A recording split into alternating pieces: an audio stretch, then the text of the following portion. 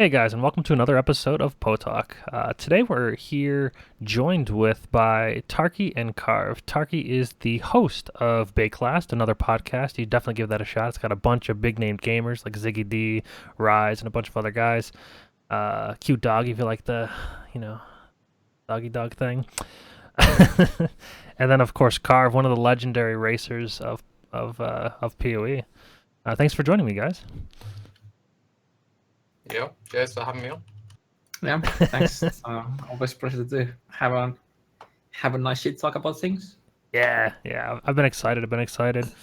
So 3.0 brings a lot of new dynamics to the table, which are we're all pretty excited for. I think I can speak with everyone. And what we know about the limited information that we have so far, there's gonna be 6 new acts added to the game. The beta begins April 20th, which I'm pretty excited for, and I think it definitely means a lot of different things for different people. What do you guys think that, or what does 3.0 mean for you, and what are you looking forward to? Tarke, go first. I'm in a bit of an odd one about it. So we're not going to have, I think it's confirmed we won't have 9 and 10 or 8, 9, 10. So that's kind of disappointing because it is so story driven. So I'm kind of hyped to play all this new stuff, and it's like, haha, half of the story. Yeah. But I am kind of looking forward to playing softcore just because everyone in the beta always plays softcore. And it'll be kind of fun just to be able to mess around with softcore a little bit, see the new stuff. But I'm fairly about the beta. I just kind of want the stuff to go live. And hopefully it works. Hopefully they listen to feedback. Yeah, new skills. PogChamp. Yeah, playing up to a certain point, and then it's all like, what happens next? Why? But yeah, I'm really excited. And what about you, Karv? What are you excited for? Well, yeah, the softcore beta. Do whatever you want. Don't care about rips. It's gonna be a bit different type of play style for a while. So yeah, I'm looking forward to that.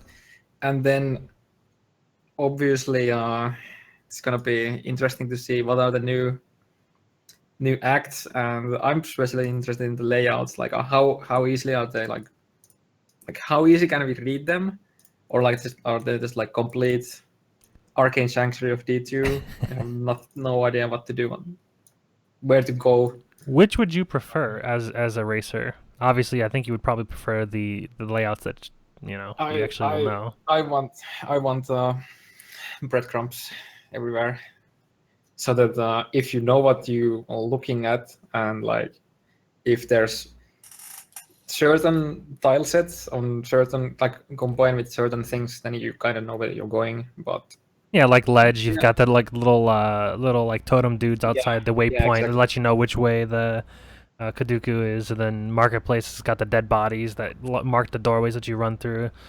Like warehouse, warehouse. I Sorry. mean, just little things like sometimes I like those. You enter a room, and just from the room that you're in, you'll be like, oh, it's probably like one of 2 layouts, so I probably go this way. Yeah. And then you have like Val runes, and you're like, no, please, not anymore. I think they'll keep that. Right? Wall runes isn't that hard. I hate Val runes. Run it 500 passion. times with a super fast Pathfinder, and you'll start seeing things. I still hate that area. Do you have any tips for Val ruins? Because I hate that place. I bitch every single time I run it. Every time. I think the best tip is if you go on straight line for more than 2 screens, you're doing it wrong. I think that's the best tip I can give out for now. Interesting. It's really interesting. Yeah, it's a pretty zigzaggy place most of the time. So of course there's the odd layouts every now and then, but yeah. So speaking of the layouts, how does the beta impact the ladder push? Because having new layouts, that's definitely going to put a hindrance on that. On run to 100, I don't think it really does anything. It's like, well, it takes like 6-ish hours to get to like maps now.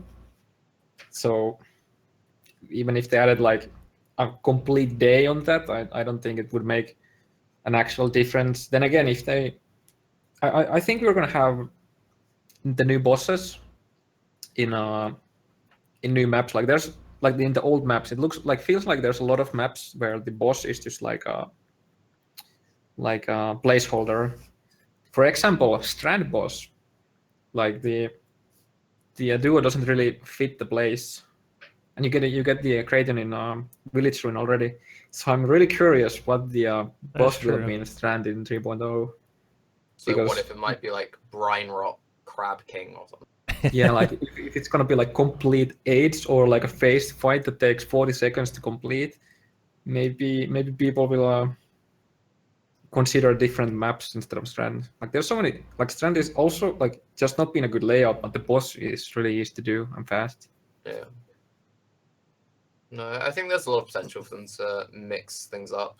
But yeah, as Karv was saying, it's really not going to do anything. Like, obviously, if the second 3.0 launches, you have like 2-hour races, then obviously it will affect people. But in a 3-month ladder scenario, sure, people get to maps slightly slower because they don't know the layouts, but you're literally talking like an extra hour or 2 tops. It's not going to affect someone. And all the guys who are top racers will probably have beta access anyway, so they'll have time to learn the layouts if they want to. Yeah, like what kind of advantages do you think that are gained from the beta? Like that's kind of a big deal, right? Well, okay. Okay, sorry, Tarke, go. You were first. No, I'll let you go. You go. Okay, so I don't know if we have confirmation on it, but I think there was mention in some post that there's probably like a, you get access if you buy like the certain number of supporter packs. Yeah, like that. So, or like if you buy a supporter pack during the beta, it'll give you the key. So, right. I think if anyone really wants to get the information and try them out, they can do it. But at the same time, if they were leaving out like the last act out completely, it's gonna be nice for the start.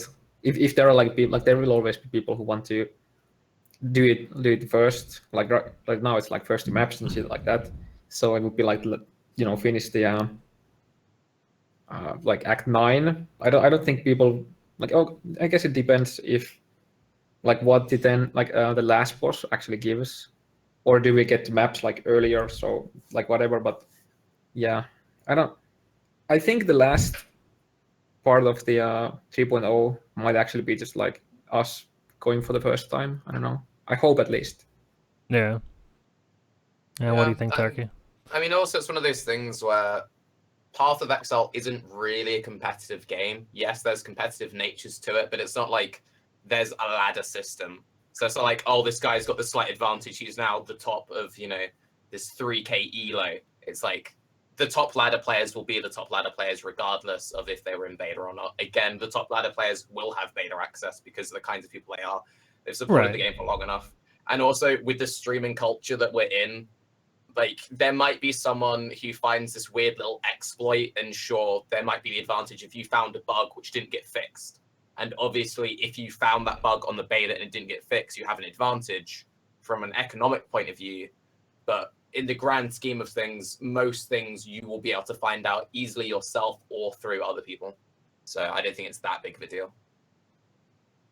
Yeah, I mean, it's it's one of those things where I kind of feel like with the racings that the actual like race season being removed, what do you guys think about like adding a reward for the top 100 for the first 200? I think that's I don't know. I think that's pretty important.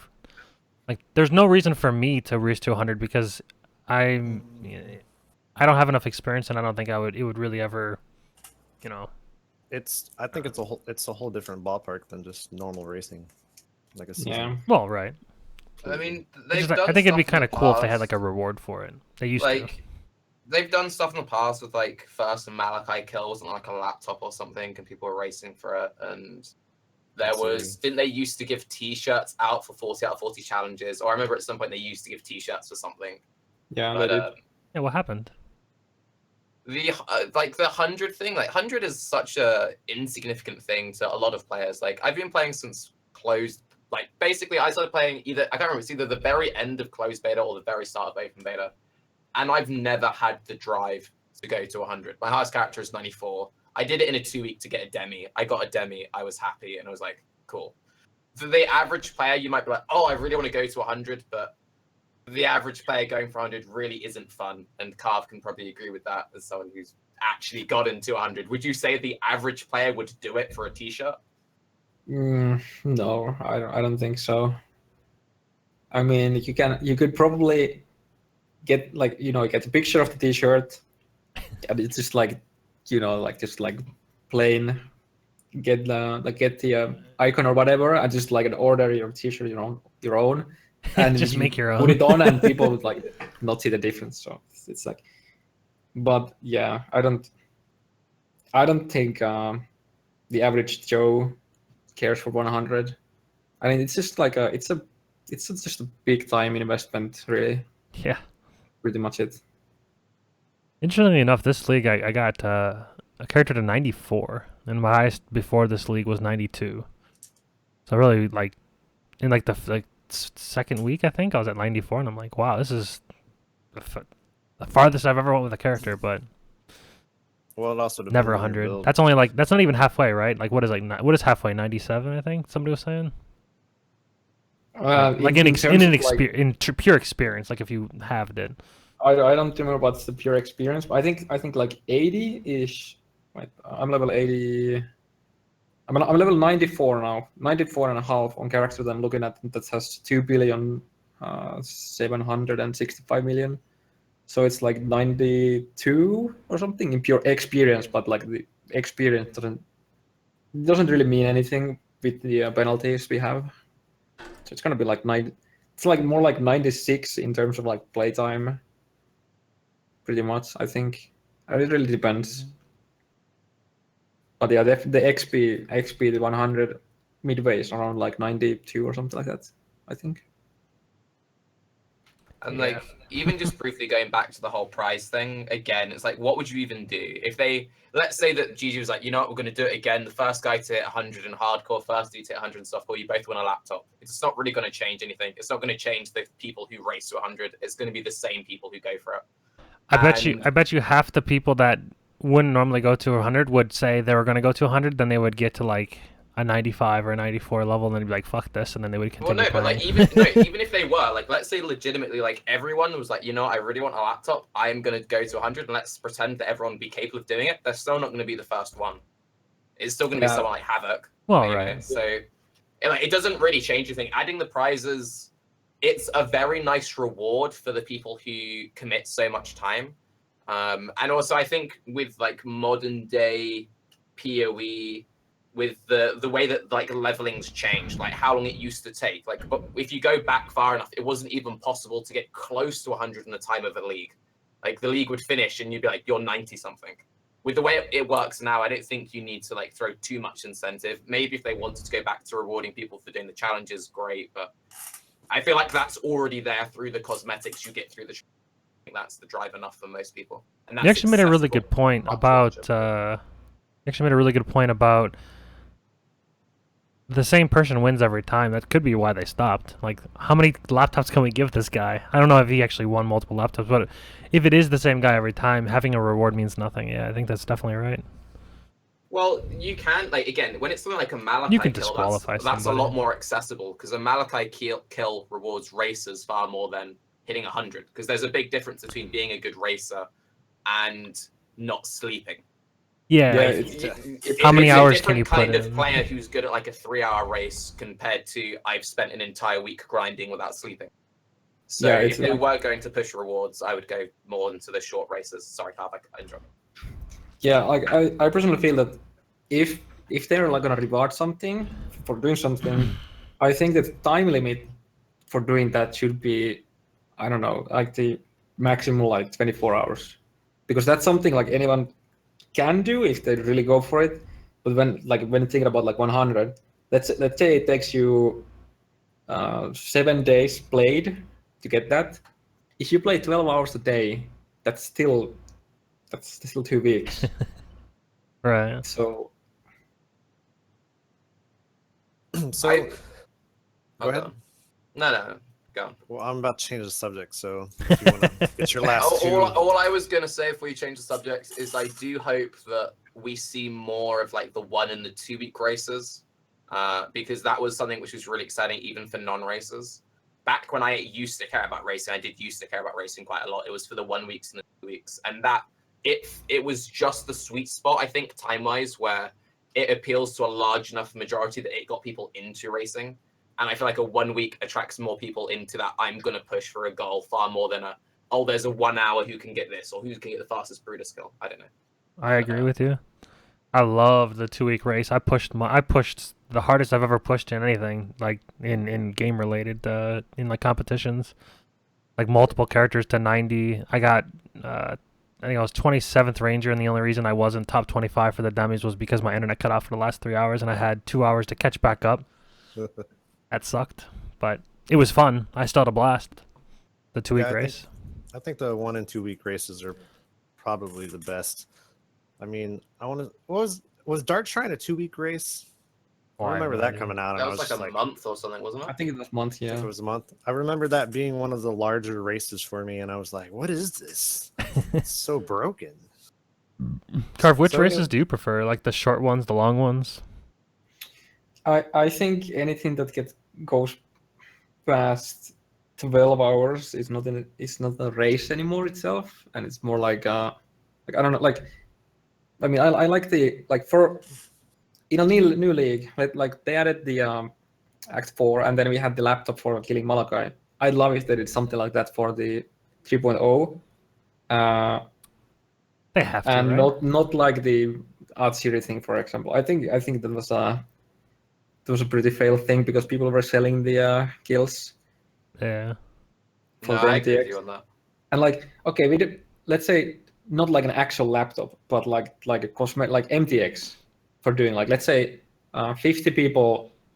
I think they would have to do it on like have like different maybe different rewards or like slightly different ruling for like a non-solo self-found and solo self-found, where like the first 10 or 20, for example, that kill the last boss in 3.0 gets like an exclusive NDX. I like that. I mean, it's really difficult because before there used to be different hardcore and softcore leagues. Yeah. So it was okay, but now it's hardcore and softcore is the same league, but there's now also solo self-found. So how do you work out who's the first? Is it like the first solo self-found softcore, the first solo self-found hardcore, the first softcore, the first? And it's like at that point, it's like there are just so many like things. I think one of the best things they've ever done was when it was the red and blue Seraph armor, because that was, I can't remember which league it was, but it was like if you did X melee challenges on softcore, you got the blue set. If you did it in hardcore, you got the red set. And even if you were absolute pleb city, you could easily get like the red and blue gloves, and you'd get people who play some softcore, some hardcore to get the easy pieces. And I think armor sets work a lot better and have a much better drive than the current system, with the wings and the portals. And Yeah. At least change it up. I mean, it's been wings, portals, and footprints like how Every many single weeks time in a row? Like 3, 4. But dude, I need a slightly different shade of golden footprint to match my pets. Oh, dude, pets. You said pets Look, or pants? Look, I'm gonna say it now. We need an Argus pet. Just saying. I want Argus to follow me around. Just saying. Oh, mini Argus, that'd be sick. Yeah. Because I mean, look, it's just he looks like a pet. I mean, he is a pet. He's Azaro's pet. Exactly.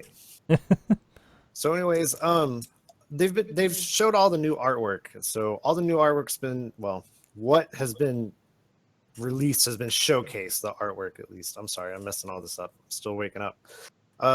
What do you guys think about the new monsters, the new models, and the new areas? Like, what's y'all's feel for 3.0 from what they've showed us so far? I like all of the artwork they've shown. They haven't shown me anything I've gone, that looks stupid. Some of it doesn't look very Path of Exile to me. Yeah. But I've always had this weird disconnect with what I consider to be Path of Exile, because it's like, for me, Path of Exile is you have washed up on a beach, you've strapped a piece of metal to your chest, you've got a stick.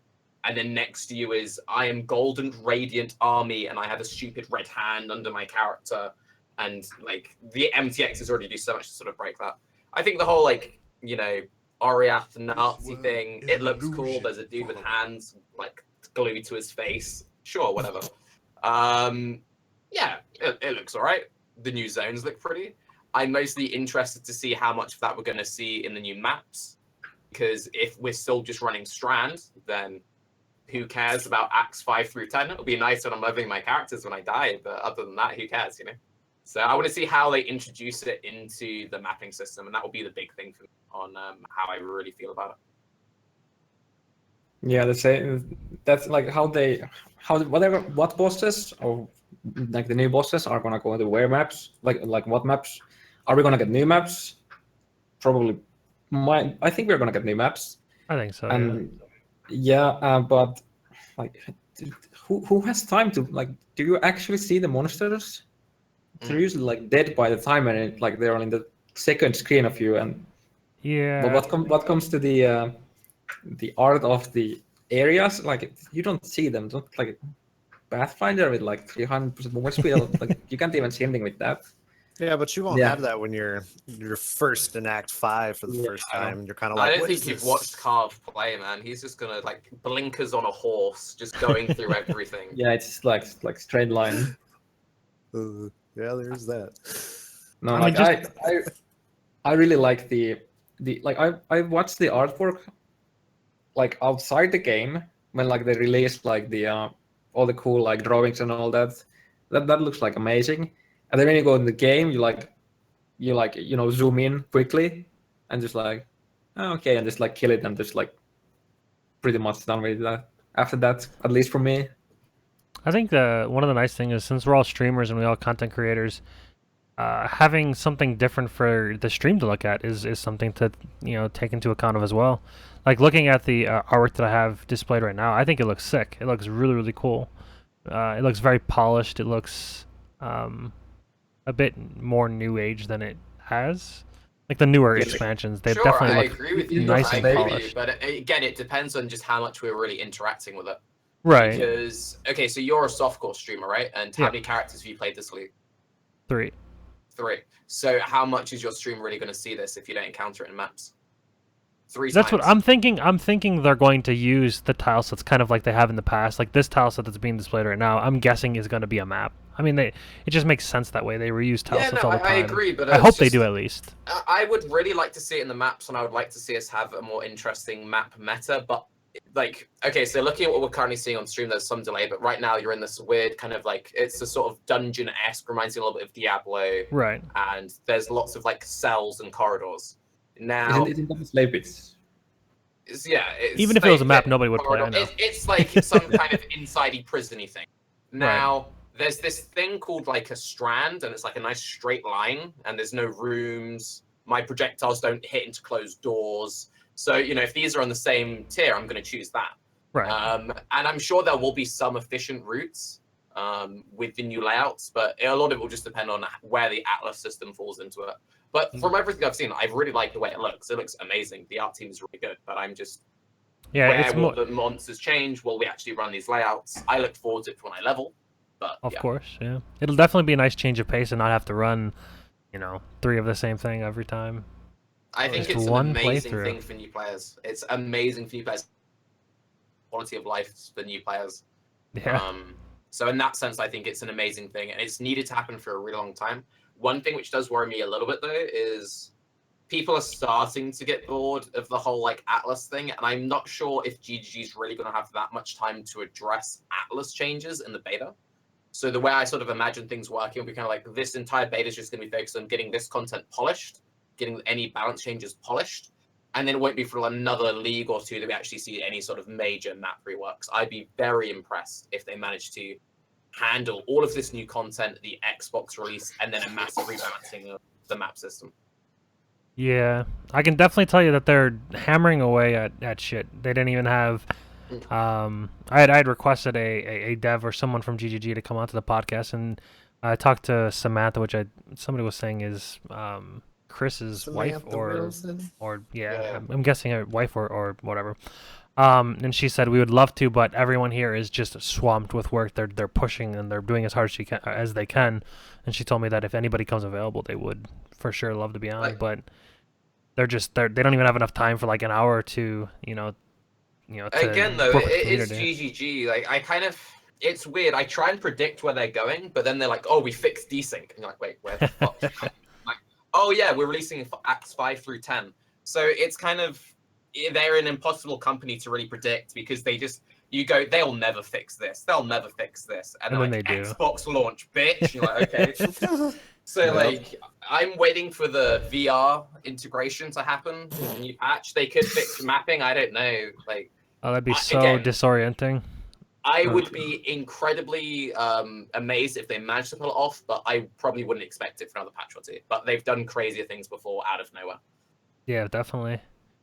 So speaking of crazy things, the Pantheon system. I hate it. Power creep, right? More power creep? If you agree that it's power creep now, yes. Yes, of course. I mean, first, it's funny. At first, well, sorry. Did I go ahead, Karv? Yeah, who needs stun immunity items anymore? You just don't get stunned anymore after you get stunned once. So I don't know. It's just when I first looked at it, I'm like, these are all defensive. How is this power creep? But then I started thinking, well, if I get these free defensive things, now all of a sudden I don't need other things that I can now put more points into DPS and It's like a hybrid, man. It's defensive, but power. It's defensive that allows you defensive to ability. get more power. Utility means you clear faster. It means you get more XP. It means that you can run more DPS stats on your gear. Like the difference between running a crit Ami and a Eye of Shula is a pretty big difference. So You can get a lot of DPS on an amulet. A lot. I don't know. I've had a few people say to me, Tarke, I don't understand why you don't like the Pantheon system. The Pantheon system, in my mind, can only go one of two ways. It's either so insignificant that it's not needed, or it's just direct power creep. There's no nice middle ground, and because of the very system of Pantheon, there's no real way to balance around it. So correct me if I'm wrong, you can have one major and one minor node active at any one point. You unlock the major from killing the bosses, which get added through the leveling, and then in the map process, if you kill the map bosses, you unlock all the minor ones. Now, that is quite a nice way of pushing people to clear the Atlas because they need to clear the Atlas to unlock all these little minor nodes. That's really cool. There is no way that you can balance the game significantly around niche utility options, which require you to complete basically the game to unlock. You can't balance around people having killed a tier 15 boss because that's just not going to happen. Yeah. And there's also like a very good example. We haven't seen much of it, but what they have revealed, there is you take... it's either 5 or 10% less damage over time. You take 5 or 10% less fire damage. Put that on an RF character, that's insane. There's one that gives like 2% regen, and then other things as well. It's like things like RF, for instance, would love that. 2%'s a lot. You said, Tarke, you said about giving it to like a tier 15 boss. Well, look at Azaro. I mean, he's like what, a tier.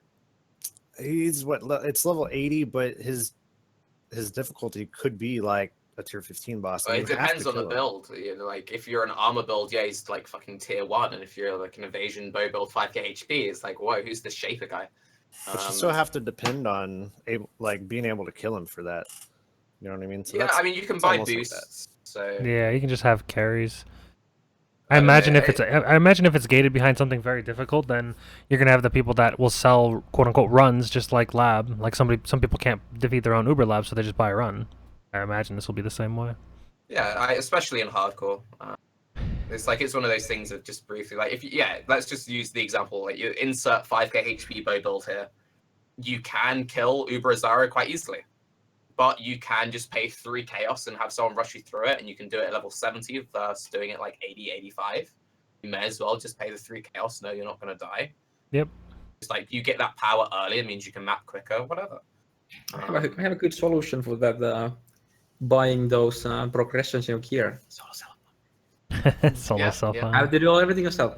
But yeah, back on the Pantheon system, after my initial reaction of, oh my god, more power creep, my second, like after just like not giving it a thought, I just like, there's like sober thought.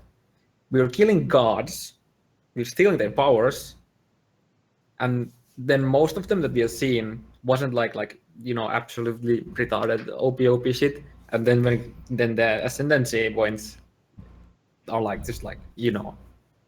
When you compare ascendancies and the god powers, just like can we like step them around or something like that? Yeah, there's a slight narrative disconnect there. Yeah. I like the Pantheon system. I don't know. Yeah, like then one could argue that like we're not actually like getting their power, we're just like having a, like a small part of their power. But I don't know. I don't know. When you said that you don't like Tarke, when you said that you don't like them, I was about to say, hey, you like PT back in when ascendancies were revealed the first time. Like, I think, okay, I like it from a build design perspective. Anything which helps me solve problems and anything which will make me think. And there will obviously be a system of you will plan your builds around it. Right. I really like it from that point of view. But considering, okay, so Ascendancy first gets launched. People rage at people raging.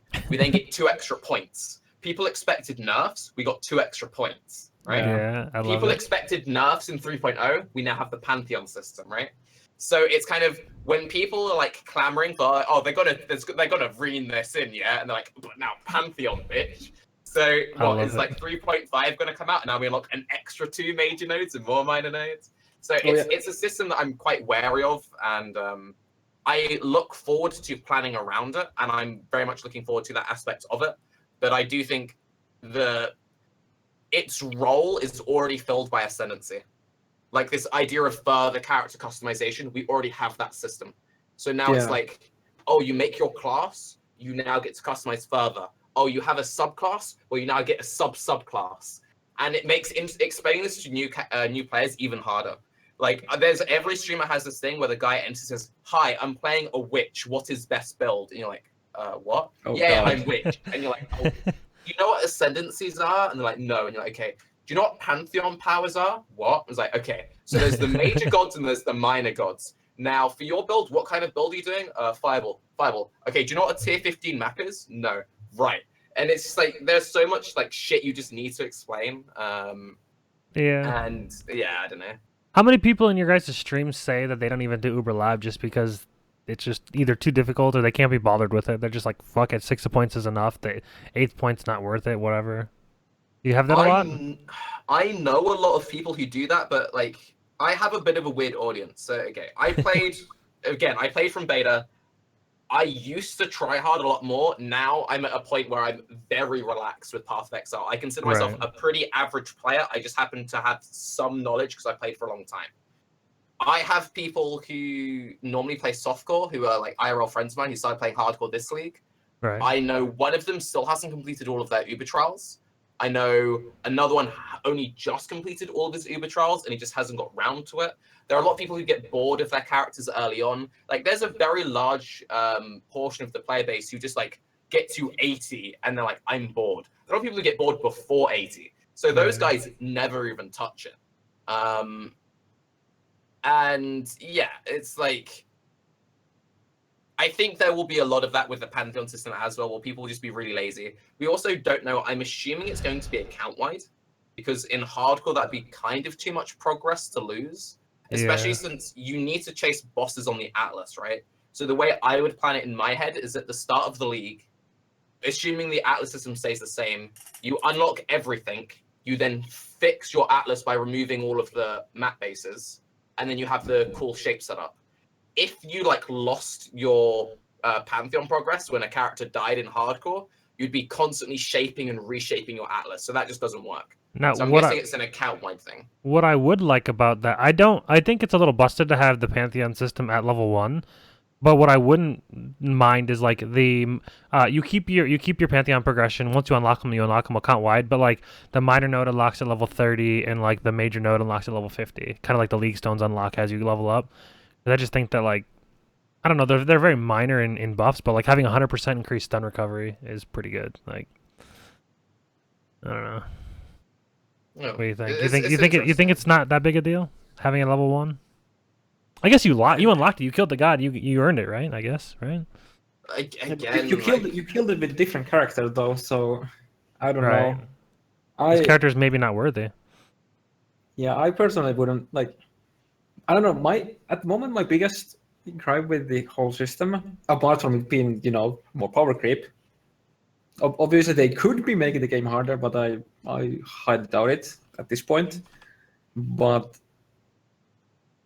I don't know. It gives me this awkward flashback to Diablo 3, where you can at any time go to town and swap the powers you get.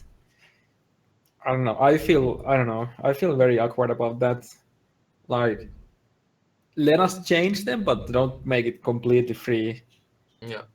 Would be, I don't know. I was gonna ask It might about be that way, being it free. I don't know, way better implementation. I don't know. Yeah. I guess they have to make it look different to sentences. So I don't know. It also can't be too punishing because of the way you unlock it, right? So imagine it had a massive like respec cost around it. So like, oh, you've killed the first boss, so you're going to use the power. You're not going to keep that empty. Oh, I've now unlocked the actual power I want, 10 regrets. Oh, I've now killed this minor boss, 10 regrets. So if there was like a hard respec cost in it, you'd be in this weird situation where you would unlock powers and purposely not use them for like 20, 30 levels because you don't want this cost associated to them. So it kind of has to be free. And it's awkward. In a weird way, I kind of hope they're set and forget. They want it to be this like, oh, but you can go back at any point and change. I really hope it isn't a case of it's so powerful you're constantly changing it. I already don't like the micromanagement they're pushing. I don't really like sextants. I don't really like league stones. In a world where we have sextants, league stones, it's like, okay, so I'm running this map. Are my sextants on? Yes. Are my league stones on? Yes. Have I got the right Pantheon powers? Wait, respec. Okay, let's go. Oh, new map? Okay, hang on. Oh, Zana mission? Hang on. Change, go back to town, change my points around. And it can be very fiddly, and you're going to have a lot of players who can't be bothered with that, so they won't use it at all. And then there'll be the guys who do use every tiny advantage as you should, and then it's completely busted. And it's... See, I feel like there's a pretty easy solution to that, which would cut down a lot on the repetitiveness and the annoyingness, we'll say, of having to keep track of all that. Bring sextants up to 5 charges so it matches the league stones. Have league stone queues where you can, we'll say you can queue up 3 to 4 league stones after the active stones, and once those stones wear down, it drops into place. You now have that new league stone that pops in. So it's once every 20 maps that you're putting league stones in, That's and once every horrible. 5. Yeah, league stones. But it's... I'll let you go, and then I'll... Just say league stones and sextant combinations are already pretty OP, and you want to make it easier by giving them more charges and stuff, Paleo. Well, I just think what I want is I want them to not be different. I don't think that league stones should be 5 and sextants should be 3 because it throws off your mapping. Like every 3 maps, you have to make sure you have the sextants up. Then you have to remember 2 maps later that you have to put new stones in. Then you have to remember 1 map later after that. Then you got to redo your sextants. It's just so fucking annoying. Well, like there's one point of like risk, shit. or there's one point of like time reward thing. Then there's another point of like annoyance and just like tedious and just not worth it. This is kind of my view on it, and again, I'm someone who doesn't really like the system. It's an awkward system which is tedious, but it's incredibly powerful. So if you don't use it, you put yourself to the disadvantage. So if the solution to a tedious system is we're definitely adding this to the core game, it's just slightly less tedious, it's still maintaining a tedious system in the core game. You know, it's like a situation of like, okay, so you want to enter your place of work. Well, you need a key card, you need to swipe in at every door. But we've now got a special key card that you swipe in at every other door. If they said, oh, you can just use 1 key card now, you still have to swipe in at every door. It's still annoying. It'd be much easier if you could just open the door and naturally encounter the gameplay. And one of the things which has annoyed me with all of the most recent leagues, and I think the thing which breached it so well, was it was naturally occurring gameplay which just happened in front of you, and you choose whether or not to walk into it to activate the thing. When all of that control is in the player's hands, you end up with the very degenerate playstyles. That's what's happened with Atlas. It's like, we have all the power. We find the best thing. We do the best thing. The people who don't care about the best thing are suboptimal. They get to be happy and be suboptimal, and they bitch at anyone who is optimal and vice versa. With the League Stones, people like League Stones, but actually they really only like Breach, Beyond, and maybe Onslaught. They don't like half the fucking League Stones. You only engage with half of the thing. Prophecy League Stones are the best. Same. Like, Actually, they're I don't know. The Prophecy League stones are actually pretty good. One of the stones has you get a random prophecy every map, and some of the prophecies are actually pretty good. Yeah, I mean, those but yeah, I mean, the problem is most of it's not as good as some of the other ones. Like you could just run so many busted combinations. It's kind of insane. I don't know, like What do you think about that, Karv? Because you're actually a good player. So, like, what's your viewpoint on it? I don't know Thanks, about the God. I don't know about the statement you made, but I personally think that the way to put those into the game without making them insanely OP, you know, you have the, you know, confirmed Chivala breach with extra splinter, for example, is, you know, make them permanent, but as a base, make them like white. So we have the stones, and they are white, and then, you know, you keep running them, and every now and then you get like random mods that were normally on the blue stones. So I mean, yeah, everyone would keep it probably running the breeds beyond and onslaught, and then every now and then you would get the extra beyond spawns and extra splinters. So that way you wouldn't actually have to, you know, micromanage anything. But I don't know if GGG would ever do that, because right now they're taking a stat step, and, you know, like they keep adding stuff. Like they have to, like, you know, how they pay their game is like they have to keep adding stuff. They have to keep the player base and like new players and all that. So rather than just keeping the game exactly as it is and just making a new league, they kind of have to add things, and then it's like add things on top of things, and then suddenly there's too many things. But like I think in a year or two from now, we're gonna have so many different random things that we have to micromanage. And I don't know. I agree. Like I would love if they somehow kept the story in the game, but not how they are right now. I Like think where we, GGG. Sorry, continue. yeah, like just doing it every 5 maps, and then there's the, you know, the odd 2 extra charges. Well, fuck you then. That's like worse when you have a good stone, and then it has a couple extra charges. So then you have this good stone that after you've done it 5 times with the other good things, you have like 2 leftovers, and when you want to do it later on, well, then the two other leagues are now like 3 uses, and then it's like Well, yeah, I mean, mean- it's interesting that you bring that up because, you know, Pee-wee's tutorial system has never really been that good, but it has been improved recently, as we saw, like in some of the releases. Like there is somewhat of a tutorial system being implemented, but the problem is much relies, you know, much on like the wiki, and you know, even at the higher level of knowledge that these people have, you know, there was a recent video that Tarke made, which it was about the hidden AOE tags, for instance, and it showed that the game is not necessarily all concentrated within the game. It's kind of all over the place, and even the wiki itself isn't that accurate because it's pretty much crowdsourced and data mined. So even the fact that you have all this information that's outside the game, the people that are only playing the game, like the tutorial that they have right now means nothing, right? I mean, I don't feel like I don't feel like the wiki's the source of the blame. I feel like GGG's tutorial system is just shit. I'm hoping that gets better. Yeah, So how- I'm. I was gonna say, so how do you guys feel about GGG's reliance on third-party programs outside of trade? Like the I'll wiki quickly and whatnot. backtrack because that's like a massive wormhole we'll fall into. I just want Yeah. to quickly say that GGG 100% suffers from spectacle creep, and they've spoken about this themselves. Just the fact that most of us play temp leagues, they have put themselves in a very awkward situation now where they need to constantly outperform. If you look back at the old leagues, it was the mobs move faster. That was the league.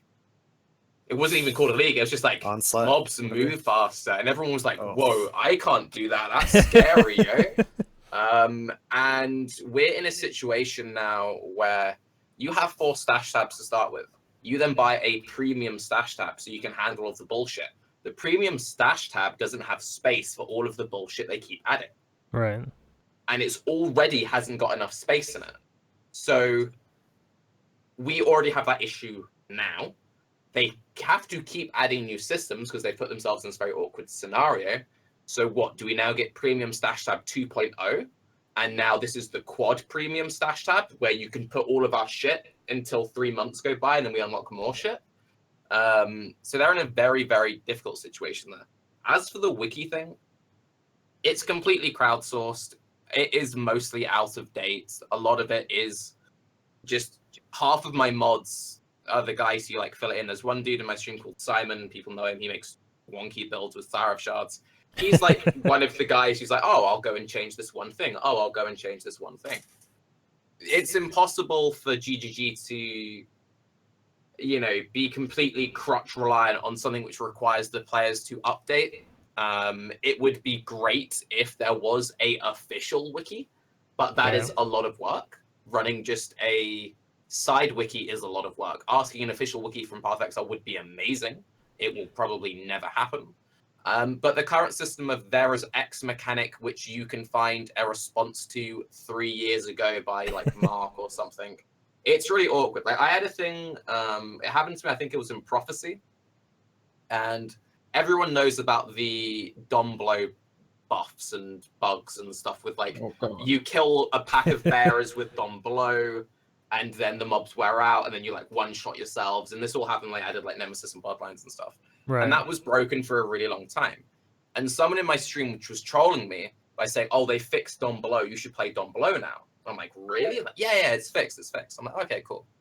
So I want to find the source of it, and there isn't a source, obviously. And I go, fine, I'll test it myself. They actually had fixed Dom Below. Dom Below had been fixed for a long time. They'd never published that anywhere. You look at the recent Desecrate change, which is huge. That Desecrate change is like the biggest quality of life, hello my bed, to summoners, and it was just never published. There are so many small things like that which just never get added. And unless you have proper patch notes coming from GGG or some kind of official source, it's near impossible for the player base to keep up with that. And it's going to become even worse when you go into the whole Xbox client, because are we now expecting everyone playing on Xbox to refer to this third-party thing? It's like the whole thing is kind of a mess, but the game is what it is. People like it. The second you ask for improvements, people say, Tarke, you're trying to dumb down my baby. Go away, you casual. It's weird. It's like, even with the less duration thing. So the less duration thing, I'd been harping on about that for years. I'd been making Burning Arrow guides back in Perendus talking about it. And then I made the video recently, which someone put on Reddit, and it blew up. And people were actually having a go at me for spreading that information. It was like, oh, look at this money grabbing. He's been purposely hiding this information instead of putting it on the wiki so he can sell out and get views. Got him. And it's dude, like, what? So there's now this conspiracy that if someone tells you something, they're holding on to the info so they can have the exclusive reveal. I just want real patch notes. I think proper patch notes would be... Yeah, I don't like that they like ninja nerf or ninja buff things without saying anything. Even if they don't like release the percentage of it, just say like this was raised in tiers, this was lowered in tiers. You don't have to say it's tier 1, tier 2. Like Energy from Within, it's fucking rare as hell and it's 3x. Why? Who knows? It's not in the patch notes, right? Yeah, and Approaching Darkness is suddenly the card that drops everywhere all the time. Karv mute. Like, mute in Skype. Thank you. No problem. That's not my fault. No, that was from disconnecting. Yeah. So I don't know how much echo there was, but yeah, the Enraging Darkness is like dropping everywhere now. It's like, then again, I at the same time as I'd like to get good patch notes, when they have said that they do small, tweaks for things every now and then, it kind of, keeps the knowledge is power thing in the game. As if you realize something, let's say that they just like doubled the offering card drop rate from a Chevron, for example. Someone who is doing scriptorium farming could actually get super rich by that. I mean, sure. It's I guess it's you got lucky with it, but I think if they documented every single change every time, the patch notes would be like a Bible every single time. But don't you love big patch notes? Your most recent video on patch notes was 4.5 hours long. Yeah, it's still. I mean, to be fair though, those AoE patch notes. I Oh, read God. that and I was just like, dude, I have no idea what the fuck they're trying to I tell just me. skipped. I just waited skipped for the past. Karv Yep. video. Yeah. I was just like, okay, so the units have changed. I'm like, okay. Yeah. I was doing it with chat and like, chat, do you get it? And one guy's like, yeah, I get it. I'm like, explain. He's like, okay, I can't explain it. And like, obviously, it is fun finding these things out. Like I've spoken about this before. Like the best thing about D3 for me was D3 is a game which really embraces its bugs and its exploits. It's like, haha, new content in D3, lol. Like when it happened once, it was the thing of, oh, what is the new bug? Bug hunting is fun.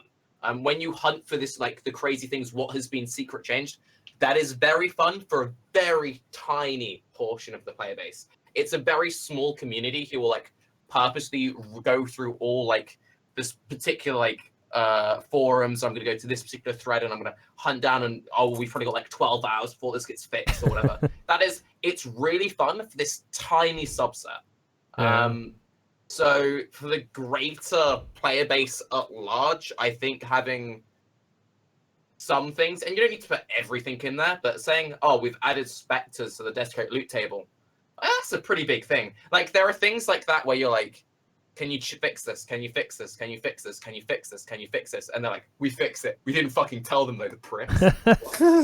They'll find out. And when they do, they won't thank us because we didn't tell them. Ha! I mean, this might like, from a PR perspective, it's so weird. Just like, I don't know. This might be slightly off topic, but what do you think about bug reports being uploaded to the website or posted on the website on the bug reports? They're there for like, 3 or 4 months, and then a podcast talks about them, and then comes to find out that those things, if you do them, you'll get banned, but it's been there for 4 months. And they're public. Yeah. About the prophecy thing. Like being able to trigger prophecies, and if it doesn't trigger, you pull the map out, and it doesn't actually consume the map or the prophecy. You seal it. Yeah. No. Well, Yeah, the leak zone thing, I feel like that's way more. That's definitely bannable. I feel, but I feel like the prophecy thing, like just guaranteeing the trigger on a map. It's the same shit. Like at the end of the, I think that people shouldn't be banned, and if they're gonna be banned, then you make it like a league-long thing. People have spoken about this before, but I really don't like the system of, okay, we're not always gonna ban you. Sometimes you will if it's bad enough. Who really says it's bad enough? Right. Obviously, some things are clearly duping, and I'm not justifying anyone who did the least thing because that was clearly duping. Oh yeah. But when you're going to be like, we're not going to ban you for the monstrous treasure, but we are going to ban you for this because this is slightly worse duping. It's just like either be extreme or be non-extreme. I would personally prefer it if we're like, look, if you do it, whatever. I liked that whole D3 mentality. They're like, our game's just broken. We're just going to like rock with this is what our game is. GGG, they can do it how they want to do it. I can understand why they do it, but I'm really not a fan of the, is this will I get banned for this? It's like the wand dagger thing. The wand dagger thing, from a gameplay perspective, that's a pretty big exploit. Like that is a very clear exploit. And that had been known about for a while. I made a video about it. Actually, it was funny. I made a video about it, had it as private, and I sent it to GG saying, can I post this video? Because if I can, then great. People can mess around for like a week, because from a build making thing, that opens up so many possibilities. It's fun to mess around with that like a week before a patch comes out. If I can't, great. I sent it. I waited. A couple of days later, I got a response saying, yeah, it's fine. You put it up there. And like half the comments like, lol, fucking idiot, we knew about this shit for ages. The other half was, ban him now, exploits, ban. And ban. Yeah, it's like things like that is like, that's either a really cool and fun thing that people can have fun with for a week or two, or you get permaed. And I've never been a fan of perma banning in any games. If you're doing like really heinous stuff, sure, but I think if they want to stick with the current system, just make it like, it will be 2 weeks. It will be the rest of this. If you ban someone for a league, that's a big.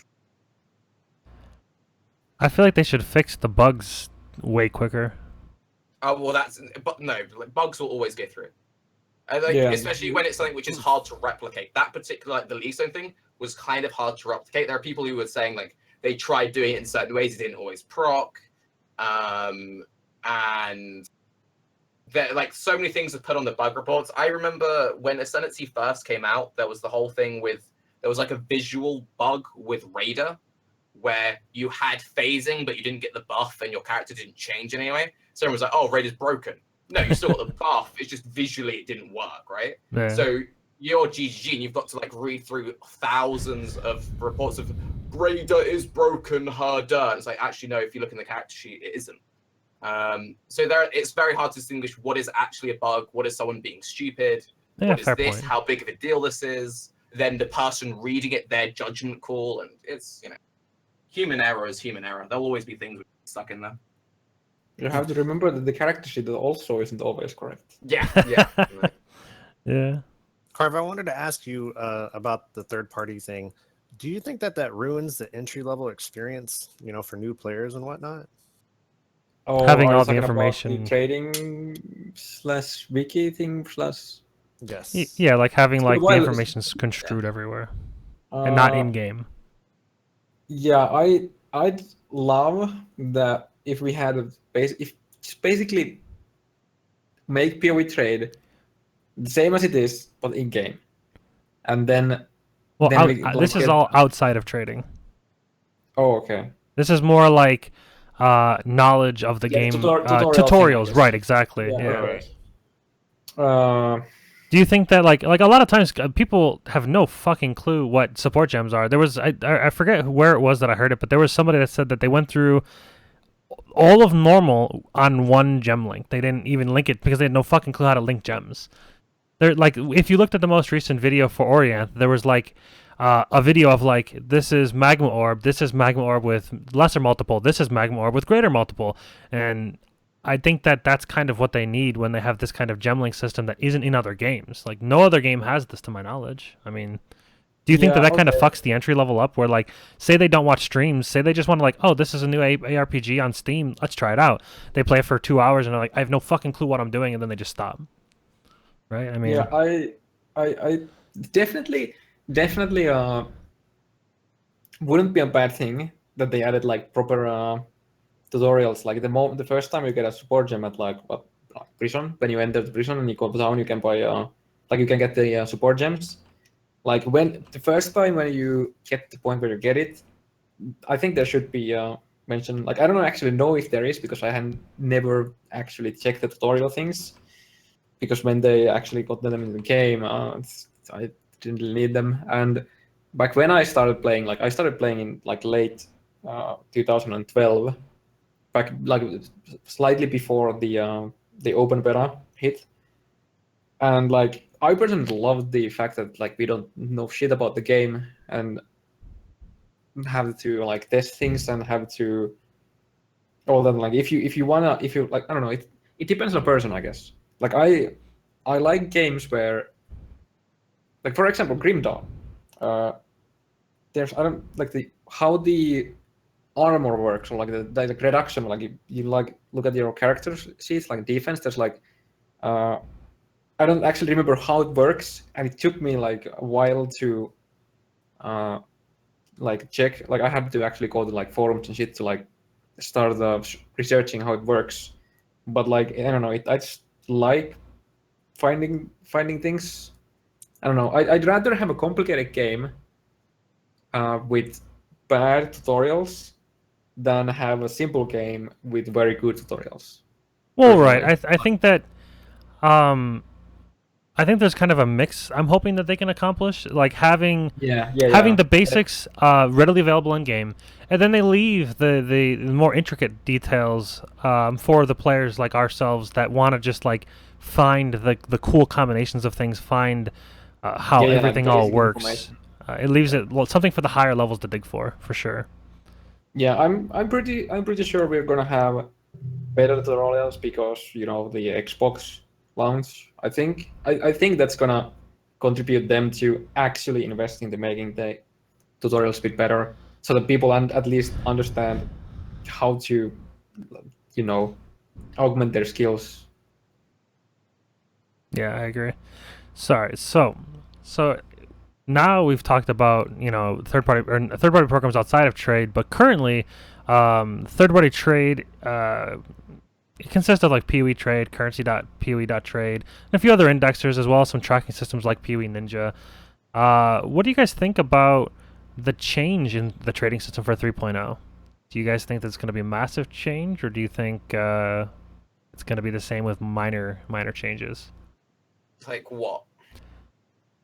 Do you think it's going to be in game? Do you think they're going to continue No. to rely on PoE trade? Do you think they're Like, going to? This is the thing. Like, people have wanted trade improvements for such a long time now, and there's suggestions of having currency only auction houses, which I think is a very good idea. There are all these very cool things, but from GGG's perspective, what is a small improvement they could actually realistically?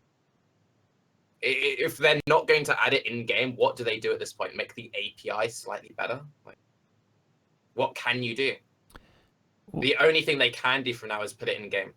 There's nothing They else definitely I can need think to of. make the API better, I feel. Unless it was PoE trade that got bogged down. I think the biggest trade improvement right now, if you think about like new players, would be that once you kill like Malachi normal, you are rewarded with the 1 premium tab. So you can Yes. actually start trading.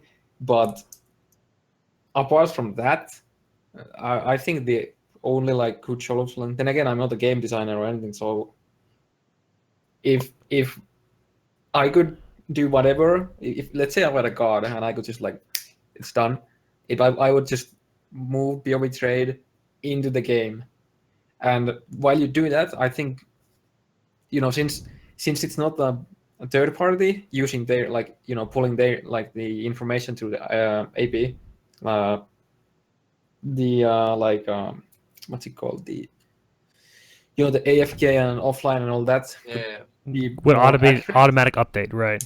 Yeah, and if you ignore someone, that's massive, actually. also want to buy some ignore list improvements where you can actually see who are there, and you could like put on like a note. It's like, it's not. I don't think it's a very complicated thing. Then again, I'm not a designer, but that, like, if you ignore someone, you would like automatically not see anything they list in there. That'd be cool. Again, like you can do that in PoE trade, sure, but that's a third party tool for a third party tool. So like, just I don't know how much work it is to put in the game, but I think that would be the thing right now. So I honestly don't want, and please don't make it instant buyout. There's so many things that I don't know. It would make like, I guess word is like acceleration here in terms of like boarding and all that. They're just like, there would be a way bigger incentive, and the threshold for people to start boarding and all that would just like, there would be so much more, I think. Yeah, I think also one thing, I don't know if you guys saw Baeclast yesterday, but Ziggy was talking about how they could be working on having a logout macro put in game, and the way that it would work it would actually be like its own separate thing. Because the issue is, if you had a logout in game and it was tied to the game, if you're having game lag, your logout button stops working. Right. But they were saying it was going to be like an additional thing from the way Ziggy explained it. I'm not sure exactly how that works, but the fact that they are doing that or trying to get their head around it does imply they are thinking about adding some of these resources in. So that is something quite significant. I feel like they either need to own up to the fact that they're allowing people to make third-party programs for their game and then advertise it fully in-game. Who the fuck knows? Like, if you go to buy a trade tab, who knows about PoE trade within game? You have this public stash tab, but like then you go to like, well, how do I search other people's public stash tabs? There's absolutely no way in-game to know how to use PoE trade, or even know that a site exists. In-game tab of useful links and resources. Yeah, like that's too much to be asked like that. That's brilliant. They possibly can't add a thing into the, we have the options and shit, and like they just can't add that there. I don't know. It's too much work. I know. I've said for a long time that the installer should have stuff in the installer. Like, I think the first time I ever really saw this was with Smite. So the Smite installer, as you're installing Smite, it actually like has direct links in the client to like YouTube guides. Perfect. I like that. So that would be something which, as you're installing PoE and you're going, what do I do now? Twiddling your thumbs. It's like, use PoE trade, use this. That could be kind of interesting. I do agree with Karv though. Having that in game would be kind of horrible because then it's just like, how many adverts can we slap on this game? You've already got this really obnoxious shot button. You press escape. You've got all these different random things. It's like, I think it'd be really easy. When you go to buy like any other MTX, when you click on I want to view this MTX, what does it do? It opens up to YouTube.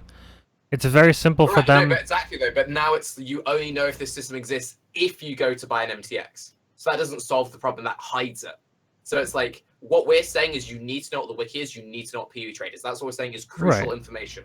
Now you're only going to learn that crucial information if you happen to go to the right part of if you the spend paid money MTX thing. On a free game, yeah. And that's if you're paying attention to it, right? Like if you're completely new to this game and you want to buy MTX, there are only really two things you're going to buy, right? So you're completely new. You're looking at other people. Other people look really cool. Where am I going? I'm going to the weapon tab. I'm going to the armor tab. You might be like, oh, I've run out of 4 stash tabs. I'll buy some of your stash tabs. You're not going to go to like the account feature bullshit tab. Oh, extra character slots. Ooh, this is where the wiki is. You're just going to be like, oh, $5. I've bought my cool flaming sword. I look cool. So. Yeah. Do you guys think that these little systems that they're going to implement in 3.0, do you think we're going to see that in the beta? Well, yeah, they would have to test it. It'd be weird if they didn't. With the MTX improvements, I believe they've said that'll be in the beta. Yeah, well, they had said, I think there was an interview with Chris and Ziggy said that they're doing their best to get the MTX system ready for the beta so that we can test it. Yeah, they need it to be there. They definitely so people have, they have. I don't know like how long it's gonna run. Let's say it's like 2 months. Most people, if they really want to, they can play beta through like if you can buy the key. Right. And since if let's say you don't have the MTX there, why would you want like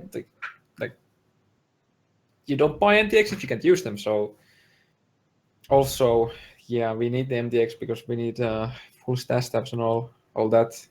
But yeah, they need it in game in the beta so that people buy MTX. It's just why wouldn't they put it in? Yeah, I definitely agree. Like, now, this thing, I think this is another alternative to putting it in game. Do you guys think that GGG should control who indexes their servers? For instance, making PoE Trade the official website and locking out other indexers, because there are private indexers, there's other public indexers. So there's constantly these people crawling the indexer or the API or using their API.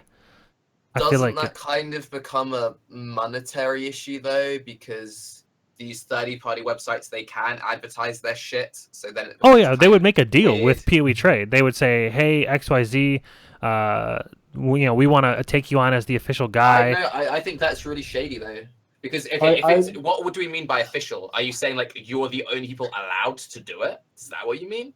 Because in that case, that sounds like some weird monopoly shit to me, where you're like, you are the only people allowed to use this thing, so everyone has to use you, so you get all the ad traffic.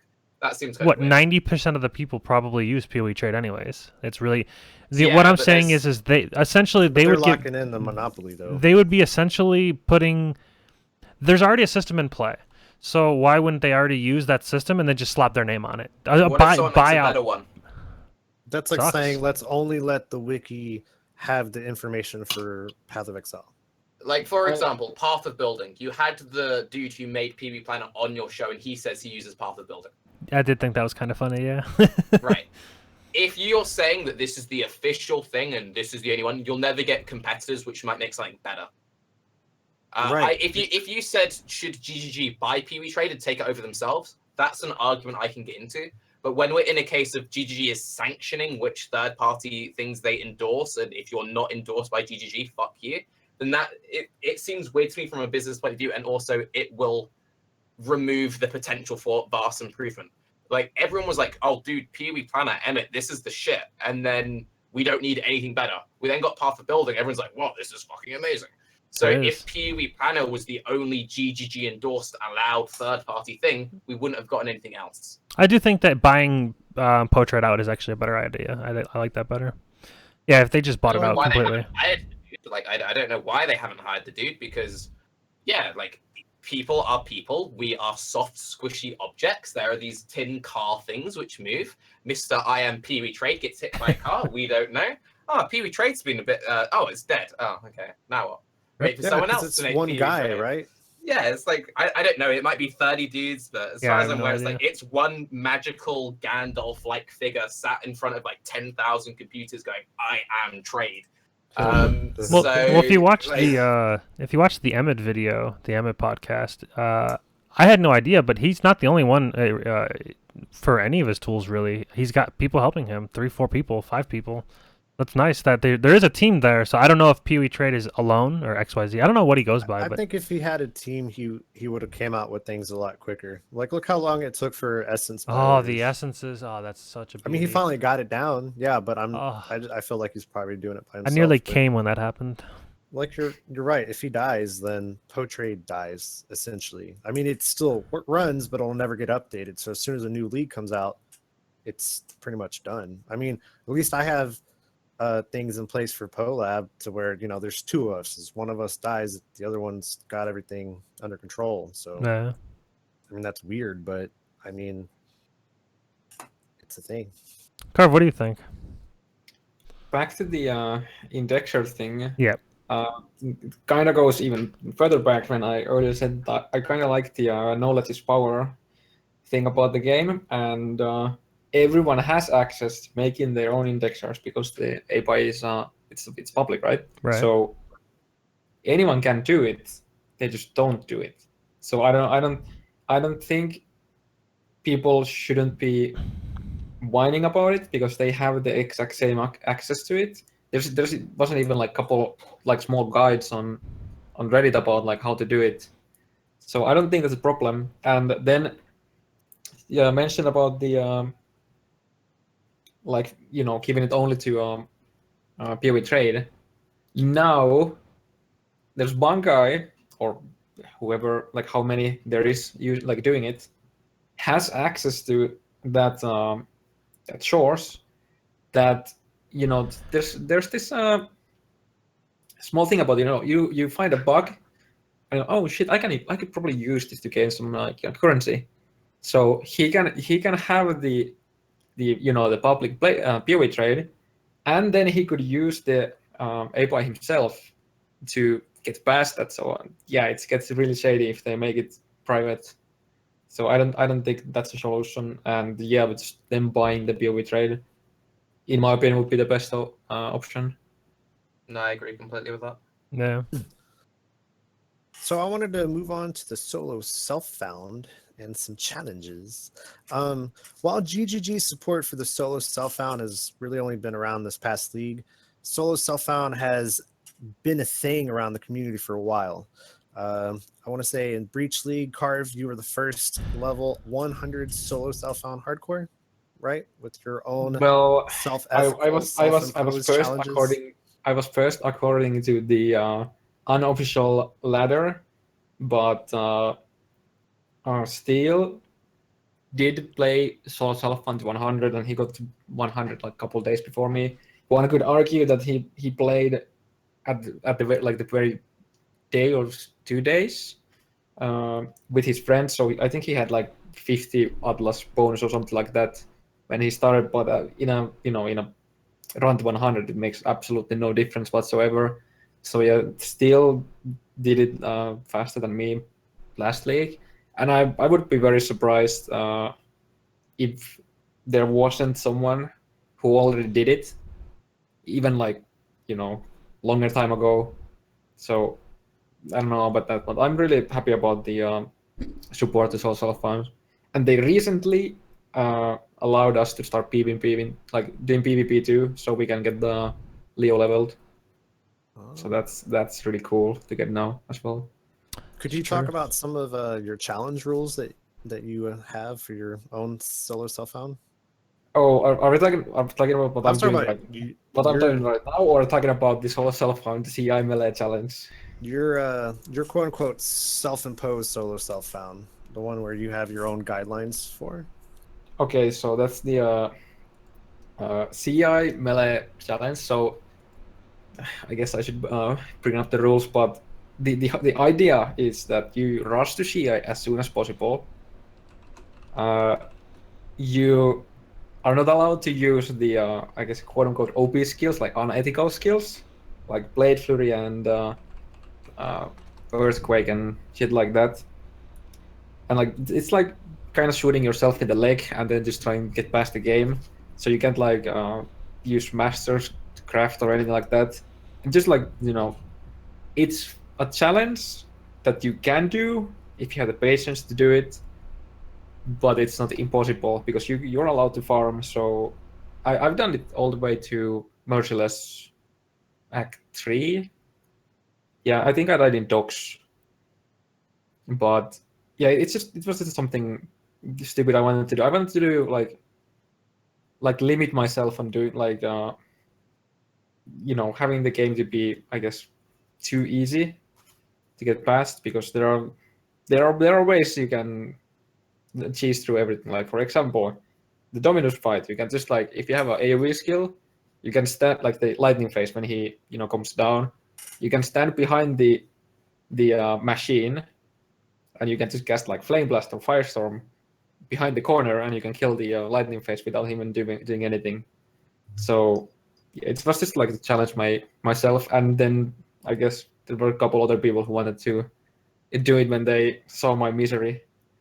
And yeah, you're not allowed to use anything that gives you like life. Like you can't use life potion even on a Twilight Strand, or you can't use claws that have life gain on hit before your CI to make it easier. And like when you're supposed to kill Brutus being CI. So if you're Scion, Shadow, or Witch, you just rush the shortest route to CI, and after that you can respec out of the bad passing notes.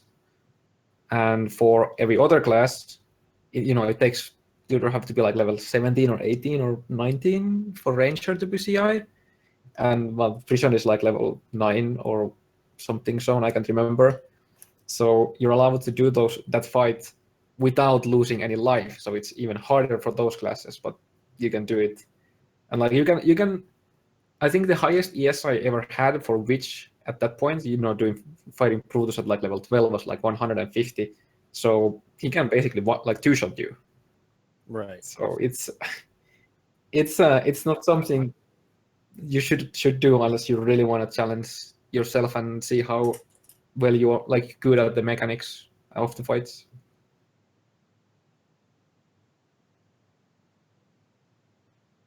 Yeah. Yeah. Yeah.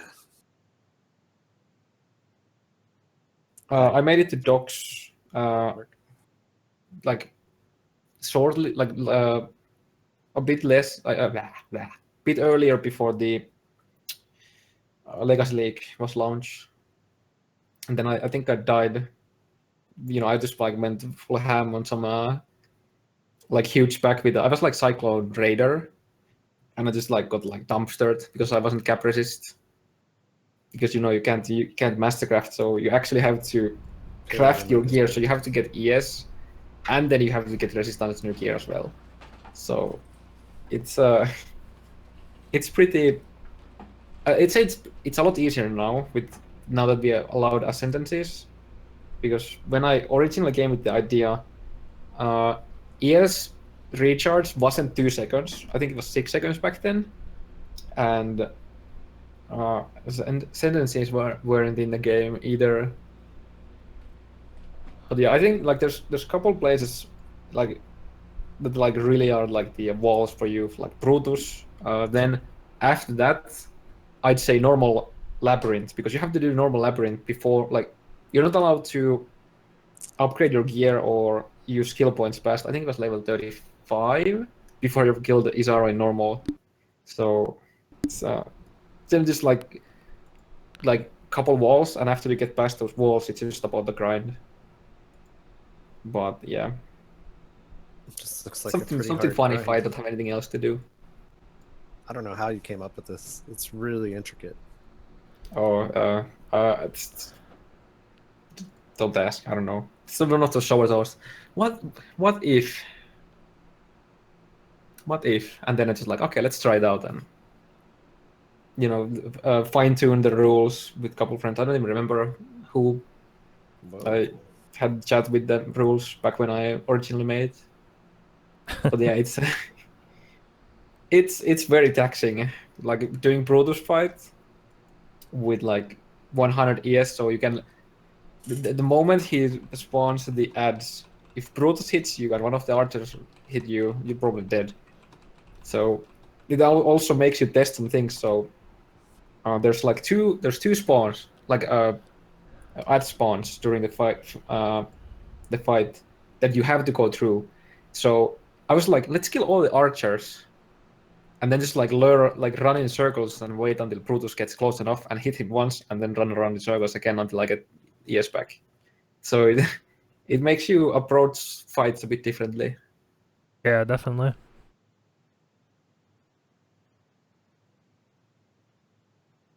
All right, I think I fixed the microphone issue. Yeah. You did? Sorry, I was having a microphone issue. Like, for some reason, all of a sudden, my noise gate just stopped working completely, and, like, everything was triggering my microphone. So I was sitting here trying to figure out why. I apologize. All right. Let's see if they can hear you. Everybody's like, I can't hear. Yeah. Is everything good now, guys? Yeah, I hear you. Well, I don't think it was for you. It was just for the stream. Oh. Skype, like, well, for Discord was fine, but it was Skype. I will find out, chat, and talk to you. I'm interested, Karv, how excited are you for these like custom league things? Because like for me personally with the whole solo Starbound, I played solo Starbound before they made the official solo Starbound, and for me I was like, it doesn't change it. I didn't need the official solo Starbound to enjoy the gameplay. Do you look forward to having these custom leagues to, I guess for a ladder player it's important having a official ladder that can't be cheated, but yeah, I guess the biggest thing for the official solo self-found support was to just like people to feel that they aren't like put on like under the class. Like, did you do everything all by yourself? Did you actually find everything yourself? Like I actually found Karvs hard like an hour before the podcast started. Congrats. So, Nice. yeah, I've never found one. That's been a while since that happened last time, but like for example, let's take the Steel to 100 last league, for example. Like there was a lot of people who doubted him, and now he did it again. So I don't know. It just keeps like the, I guess, good feeling about not needing to try to prove is not the right word here. Like you don't have to prove everyone that you actually did it all by yourself now. It's just like you just log into the create a character in that specific league. And what comes to the, I guess you're talking about the, when was it Ziggy who made the video about GGG maybe introducing like the specific leagues? Like I don't know. I mean that was on the topic of like racing, if I remember correctly. And I have a bit mixed feelings about it. If that's like on top of the normal racing, and it's pretty nice idea, especially if like you get like community together and design a race. Like I would personally love if we had one race type during a season that we couldn't like have just like white items, for example. It would just like remove so much RNG. I don't know. I've just come to the point in racing where if I don't get MS before like Brutus, I feel like this is already brick run, and yeah. So it I don't know. Like even try it out. They don't have to like make everything past that, like every single race. That just like have one race type and see how people like it. Like for example, the fixed seed. I think that there's a lot of talk they shouldn't do it, and then they did it, and a lot of people loved it. So I don't know. I know it's a game about RNG, and if they made it like only white items, then the next whiting thing would be, hey, you fire trap, has 2 to 4 fire damage, so you could have like the lowest roll, the highest roll, and then you can crit. And like there's always some RNG to it. So I don't know. Are you going to be doing your little challenge for 3.0? I don't know. It remains to be seen if I have something else to do. If I get like super bored, that's something I can always go back to. But it's keep like this like tells good about the games, like, you know, power creep. Because back when I actually made it, I don't remember, it's over a year old challenge when I made it in the first place. Have you made updates to it over time? Yeah, and like Okay. I just like last time I played, like before the Legacy League, we added the ascendancies, and to get the ascendancy, you actually have to prove that you're good at the Isaro fight, I guess, because that is actually a. Let's just say if you're doing a build that is CI at that point, you kind of want to go full on ES nodes, otherwise everything's gonna like you're gone. So I tried doing Isaro with what's it called, the charges. Oh my Charge god, disruptors? I was fighting 28 minutes of that phase. Wow. Him being fully charged, and every time he hit me, every single time he hit me, I went to like I dipped down to like 20%, and I was using blasphemy temp chains and Arctic armor, and he was still like it was like I had to like smoke mine shenanigans to get onto him, like drop a smoke mine in a random place, run around in circles until he gets close enough, use it, and then have him make a super small cyclone and hit like him 2 times. And then Wow. I ended up fucking it up because I don't know why I click the, you know, there's the 3 like The cogs you of know, the disruption. disruptors that you click. Yep. I clicked 2 of them at the start of the fight to make it easier for me, so I thought I could, you know, get the damage done earlier. And then, you know, I was like sure that he's gonna get past his face in a second, and then I went to click it, and then I didn't have the damage to get past that face, and then he Ouch. was suddenly full charges again. So it's tough. Like even without all the buffs, it's a pretty rough fight when you have no damage. Right. And when you do it, that feels good, man. If you get past it. All But right. yeah, I think, but like that also shows like how much easier the game gets after you get the sentences. Like imagine if I just like, hey, you don't have to do sentences, but you can. If I were to do it like that, I would level to like 60, come back and just like face roll through him. Oh yeah. And gain a lot of strength, like the like power. So I had to limit when you have to do it in order to keep it like challenging. So as far as 3.0 is concerned, we've talked about solo self-on, we've talked about the push to 100 in solo play. What about team play? How do you guys think that support is going to configure in ladder pushing in general? Do you think that there's still going to be, because every now and then there's like a team of people that like push together. There's like 3-4 people that are together on the top of the ladder, day 1, day 2. Do you think it's going to be like the same old strats, or do you think that 3.0 is going to completely change everything? I mean, how would it? They would have to destroy the supports for them not to be there.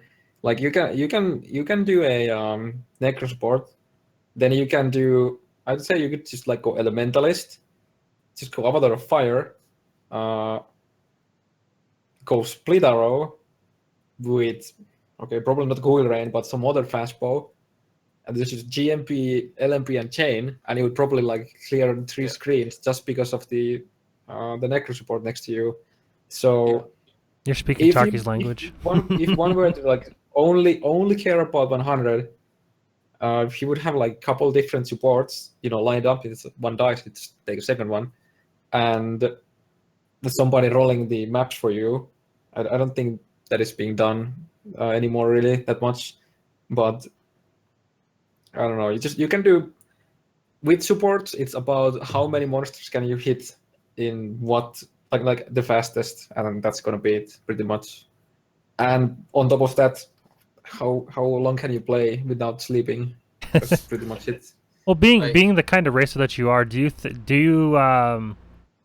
you look at anybody's achievement as any less when they have somebody rolling their maps, a dedicated 1 to 2 dedicated supports, as opposed to like somebody going solo? Do you look at them do you look at the achievement any less to being number 1 or number 2 if they've got like an entire team versus solo? Well, if there's a guy, if there's two different guys, okay, there's one guy who completely plays alone, and then there's another guy who has a guild behind him and doing everything for him, and the solo guy with pretty much let's say the same amount of invested, like both have like the same amount of playtime, and he's probably not right next to him in XP. Right. But it's close to him. I'd give more credit to him. But then again, at the same time, coordinating a big group of people doing something for someone, like when Diablo 2 got released in the first time, right, there was like I guess saying a complete country behind the guy, but there's like a full community of people from the same country. Rotating, so one guy could get one like the 99 the fastest. So there's merit to both doing it all by yourself and the group effort. So that's why I'm kind of happy with the solo self-found and the normal league. So you can have 2 different comparisons. Like the normal league is pretty much your playtime and did you have enough people with you doing it. Yeah, that's kind of where I was going to go with it. Like, yeah. In order to like organize that, Okay, go ahead, Tarke. Yeah. It's like it's really like basic to break it down. Like, okay, if someone hits level 100 in softcore, is that an accomplishment? Yes, of course that's an accomplishment. If someone hits level 100 in hardcore, is that an accomplishment? Of course it's an accomplishment. I would say it's more of an accomplishment because if you die once, everything's gone. Straightforward. Doing it completely solo, accomplishment. Doing it in a group, accomplishment. Is it easier or harder? Anyone who's raided at a high level in like an MMO, the amount of effort which goes into coordinating people is a completely different skill set. Bitch boys will always be good. You can't nerf bitch boys. 3.0 won't make bitch boys any less good. If you can get to 100 period, you're a fucking good player in my eyes. If you do it completely by yourself, you show some level of exceptional skill.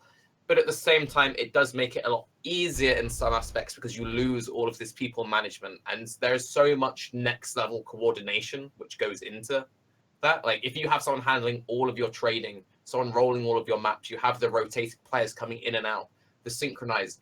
In a lot of ways, it's also a lot riskier, especially in hardcore. Oh, yeah. Because if anything goes wrong in that thing, it can completely crush your entire strategy. Yep. If you're in a scenario where you have all of your, let's say you have one person with all of your trading and all of your currencies held by this other dude, something happens to that dude and you lose all of that, that's a really big deal, which can set you back really far. Yep. Someone dies. It's like Moors is in a situation where, start of the league, he's got his group, they're all pushing, they're doing really well. He goes to bed, wakes up, oh, everyone's dead. Oh, I have a support now. Yep. I need to change my character. That's a huge thing. Now compare that to someone like Rise, who mostly plays solo and consistently gets incredibly high levels. That is a massive accomplishment. But in the same way, it also suits Rise very well because he's not reliant on someone like Karv being awake. I vividly remember when you were all playing like Path of Diablo. He's like, "Oh, Karv, you there?" Oh, and Karv's disappeared. And Karv sleeping. Not to take anything away from Rise, but the reason why he is usually at the top of the ladder early on is because there's bed and there's a chair and the computer. A lot of people go there, and then he stays here. So that's the biggest contribution. He just like outlasts them. why he after 30 hours he's there the first because he doesn't sleep in the first 30 hours. Yeah. But yeah, like it also like I don't know how he can concentrate 30 hours in a row. Like I don't know, just that itself is something I what's the word here? Like I don't know. Admire or wish you could do it. Yeah, thank you. But uh, when it's talking about like, let's look at his 50 hours of played versus someone who sleeps. Someone who sleeps might have more done in the same time. It just takes longer to get there because he doesn't do it in one go or two goes. Yeah, like Right. you always need to look at like the efficiency of a player, and that is also like going back to the previous argument of why it's nice having those shorter races, because that's more chance to actually show off your skill, because that's not much about skill than endurance. Like for me, again, I used to care a little bit about racing back in the day, and I used to be one of those guys like, oh, in 1 week's coming out, I'm not sleeping for the first 32 hours. I got really ill, and now I've got Crohn's, and if I completely screw up my sleep, that's me. I'm like completely gone, and I stream now. So I will still do stupid things where I'll do like 16-hour streams regularly, and then I'll sleep for 8 hours. If you're like pushing at the start, there's no, oh, I'm just going to casually have a nice 8-hour, Nope. 12-hour relaxing sleep to catch up. It's just like, no, you get like 3 hours if you're lucky, and then you keep on going. So you always need to take into account like endurance and where people are at their lives and whatever. But yeah, like if you reach a certain goal, it's still impressive. Obviously, there are layers to, oh, well, this guy did it and he hasn't got any arms. That's more impressive than this dude. He has 10 arms, you know? Like, Yeah. Man, no hands Ken, that guy. He makes it work, man. Kudos to him. That's insane.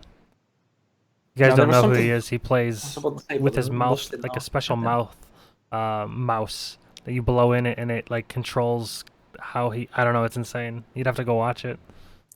I would think he'd be using his tongue. I don't know. Yeah. But That's yeah, Tarke, incredible. you said about the sleeping thing. So I had a good, I think it was like 300 meter lead to steal. And you know, I was like lonely in the ladder, and then Steele stopped sleeping, and like I think it was like went like 3 days in a row with like 3 hours sleep, and I was like, damn, if I were to do this first, I have this like cutting my sleep. I was like, maybe for like sleep like 5 hours instead of 8, and that already like yeah. just like I don't know. It like I don't know. I don't know how many times you like stay awake for like 30 hours in a row. It's like, and then you sleep and then wake up. It's just like you're like two different persons. So Yeah, it completely changes you. Like, I used to do that a lot with the no sleeping at all. I always vividly remember, I think one of the best examples of this was back when we used to have the 1 weeks. Like, you would look at like Crips group, there'd be the guys who would never sleep, and then there'd be Crips group who would sometimes sleep, and then there'd be like the people beneath Crips group. And it was really interesting seeing like where people got on the ladder and looking at the slash played. And that was always a massive like sign of perspective. Yeah, you may not have been the top person on the ladder, but you were the third person on the ladder with like a third of the playtime. Obviously, that's a huge fucking accomplishment. Right. So, Tarky, I wanted to talk to you a little bit about your hipster builds. Okay. So the majority of the community tends to favor the meta builds that the higher end streamers do, and this kind of drives the community and the economy around what they're playing basically. But you're well known for driving in a complete opposite direction. Bad You're builds, making yes. hipster builds Call them and hipster here. making them good. Well, generally, Wait, am I? I think you make them good. I mean, Good if enough. I tried to make a hipster build, it's just not gonna work. first we have to categorize what is a good build Yes, yeah. and there's a lot of people who say that what is it like that's shit build. Okay, I don't know. You kill Shaper. I don't. At the point where you kill Shaper, I think the build is good, regardless of how long it takes you to do there. But you have to have the comparison. Where are you comparing? What is it good? I for? think- It's very hard, especially with the whole like hardcore versus softcore thing. A lot of people do get confused, and a lot of it comes down to personal preference where you're currently at. So For me, like I talked about a little bit, with when my health changed, that changed the way I approached Path of Exile. I've played Val Molten, and after you've played that, it's like, I played Flicker Strike for basically an entire league. I've done the I am playing go fast, gotta go even faster. I'm listening to Sanic, like 12-hour mixes, let's just go. I've done the I'm going to try and be a ladder pusher. I've done the let's try and get a Demi and whatever. The where I'm at now is kind of, I play hardcore. The reasons why I play hardcore is I just personally prefer it. I accept that the kind of builds I'm going to play are going to be changed slightly by that. I've done the super tryhard meta, let's push, let's go. I'm kind of past that now. I think a lot of players have come to the point where, and Karv could probably agree or disagree with me here, where if you've played the game for long enough and you've watched the game change and where it's at now, you make your own enjoyment, you make your own fun out of it. So for me, it's kind of like there are particular playstyles I really enjoy. So for me, I really like bow builds, and a lot of it just comes down to I don't like the current movement meta, and I can play a bow build and avoid shield charge and whirling blades. I don't like the current iterations. I much prefer actually walking. I don't like getting stuck on pebbles every 3 seconds. I don't like getting stuck in walls. I don't like the constant spam. Again, I played VMS. So like I'm used to must go fast every single point on my tree is attack speed because that is all the build is at. I'm at the point now I would much rather do a bow build. Now I play hardcore. So it's like, okay, so you're playing hardcore, you're playing bow builds, you're putting yourself in a weird part of the tree. And for me, it'll be kind of a case of like, right, okay, well, I will just have a project that I will try out these kinds of things row to row. So recently I did like 3 split arrow characters back to back. And it was a case of, I hadn't played with split arrow for a long time. So I just wanted to try lots of different split arrow things to find the thing that I enjoyed the most. And I find it a lot of fun to pick a particular thing and try and work the niche out of it. So it's like, okay, we'll try very similar builds on multiple different ascendancies. Which one do I like more? Which ones do I like less? I'm currently still trying to do Team Life. Team Life is shit. Team CI is great. I remember back in the Horrendous 2 week when I first started playing Molten Shell and I was pushing to get my Demi, I was doing life-based. Mr. Karv coming into me like, dude, the fuck are you doing? Like, literally just like, what the fuck are you doing, Tarke? Why are you life, you fucking idiot? And after this Karv flamed me for a few hours, I was like, fine, respect CI. I mean, respect CI. I had like 30k horrendous coins. I bought someone a headhunter and then got like loads of crazy currency off buying a headhunter for I think it was like Weasel's group or something. And then I was like, haha, I have all the currency, stupid CI build, get 94, got a Demi, seems good.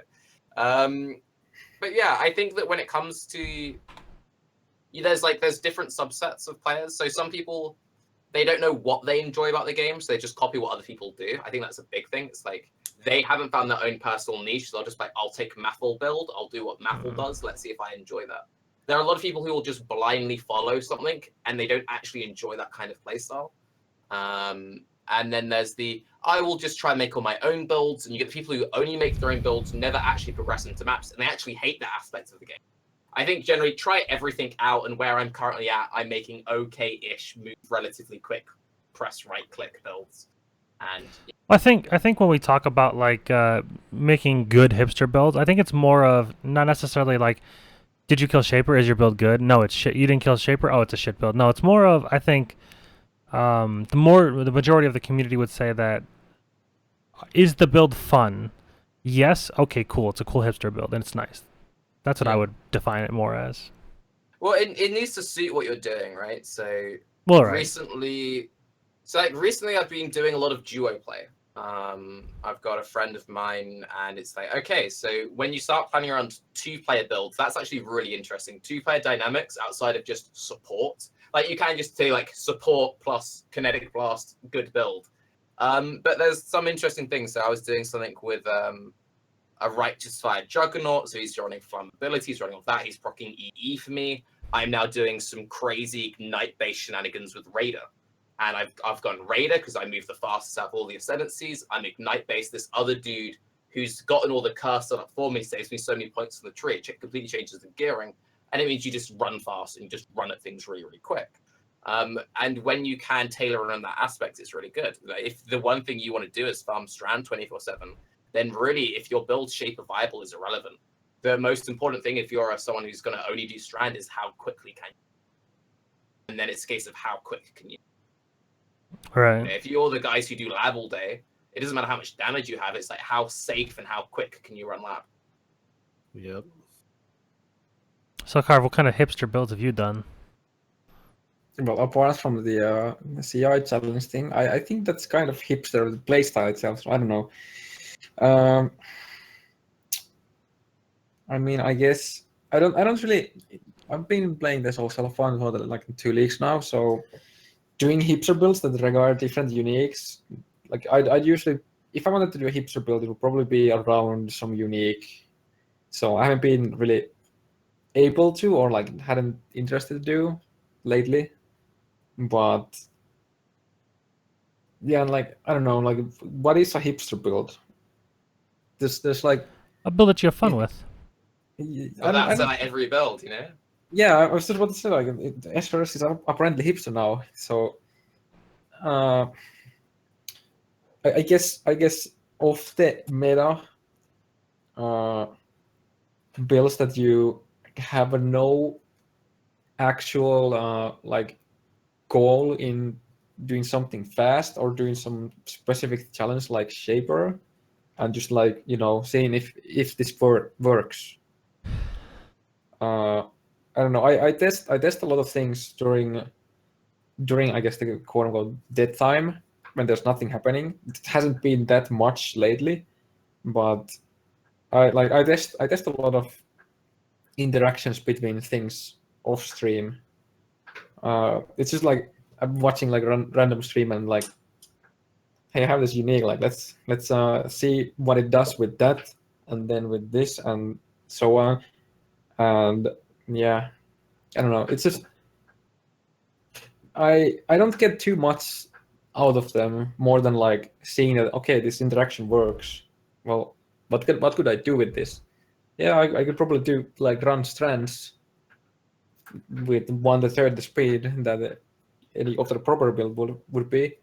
What do I want to do later on the league? Well, I probably want to do a specific thing. Well, if I want to do that, then I need to do like play a build that has the ability to farm the items in the first place to do it. So if I are coming back to the like normal leagues in like 3.0, I'm probably going to do a lot more builds that probably fail. I do a build, then I'm like, oh, let's go see if I can do like a Ul Nettle or something like that with 4K life, and then it dies. And well, at least the mechanics worked, but I don't really do like I don't really play too much hipster builds. I just like see if the interactions between the items and the skills and shit work, and then it's like, oh, okay, that's cool. Maybe I gotta use it later on for something OP shit, but that's it pretty much. Gotcha. Well, if you are making some sort of a hipster build, or just testing a new build, is there anything that you guys look for in the uniques or the skill gems that inspire you to make that build? Generally, like, okay, so for me, it's either I want to build around a particular skill or a particular item. I think that's how most people kind of do it. It's either like you just see an item, like when you patch it, it's gonna make you go, oh, they've buffed this, and you try and work out what the best way to fit that is. Or like how I recently did the whole thing with split arrow. I was like, oh, what's the best way for me to realistically do split arrow? So like at the moment, I'm trying to make detonate dead one. So I'm, oh, this is gonna use in a really long time. Insert project PT me here. Let's like sort of give it a go. How's that going, by the way? I haven't actually had that much time to play. It's only like 75 or something. Detonate dead with split arrow? No, 2 different builds. I was like, what are you, Bemeth? I'm done with split arrow now. Basically, my oh my god, you should roleplay as Bemeth. Yeah, I was gonna say that's total Bemeth. That'd be awesome if you made that work. Maybe the roleplay series will come in when I'm really trying to chase the sub money. I don't know. But anyway, I think like advice I would give to people who want to do their own things is have a tight focus. I think the main place where people go wrong is they try and fit too many things into a build. So instead of just building on one unique, they're like, okay, I've got my 5 uniques, I've got my 50 different keystones, I'm going to use these 8 different setups. And it's really tempting to do that. And I think that's one very nice thing to come out of Path of Building is if you actually use Path of Building, it very quickly shows you, actually, dude, that probably isn't a good idea. So if you're playing life and it's like, I'm going to use these 8 uniques and I've got 4.7k HP. Maybe I shouldn't use those. And then you start cutting in, then you start putting in some combs. It's like, you know, I got like 6.5. I would generally say for most people, at most 2 uniques. That unless you're doing like some particular CI thing, and if you're doing life, it's like have 2 uniques at most, have 1 interesting skill. That's kind of it. And then if you're actually good at the game, you know what you're doing, experiment more. But I think what most new players do is they go, I'm going to use these gloves with this helm, with this ascendancy, with this thing, and they just end up with some piece of shit which just doesn't. I think back in the beta when we got the jewels, Yeah. I think it was like around the time of the ascendancies, if I remember correctly. I'm not 100% sure, but there was block jewels. I think they had up to 2% or something like that. It's like, what is something that I could like easily get max block and do enough damage? So I made a CI gladiator with Aegis, and to get damage, I was like, well, what doesn't take much to do damage? So I went with the cast and crit discharge. So I had a Aegis max block, max spell block, COC discharge gladiator, and Did it work? yeah, it did work. And then I found the roomies and a little Pathfinder, and okay, let's do the same thing, but let's do it better. So it's like there are you can do things that work up to a certain point. Like the concept was perfect. It was, I was doing maps, it was fine, but it did hit like it needed some very specific gear in the first place to work. So I don't know. I think my biggest difference between, I guess, quote unquote hipster builds is like I try to. You said don't try too much. So this was max block build, CI. Well, it kind of had to be CI because so many uniques, and it went crit using a spell that also kind of needed to crit. So it's like, yeah. Yeah, but to be fair, you're someone who like you could play the game. I'm talking basically like for like just general advice for the average person. The average person isn't Karv. So like I could expect you to log in and go, okay, so I'm gonna do my elemental hit, dual wield weapon swap. Like if anyone was to ever make a range weapon swap melee build work, it'd be someone like you know. I remember when a Spectral Throw first came out, people used to do things with like Spectral Throw, weapon swap, double strike, and stuff like that. Yeah. Back in the day. But yeah, I don't know. It's when there's that guy, because I get a lot of people in chat because I generally don't rage too hard when people come up with really stupid ideas.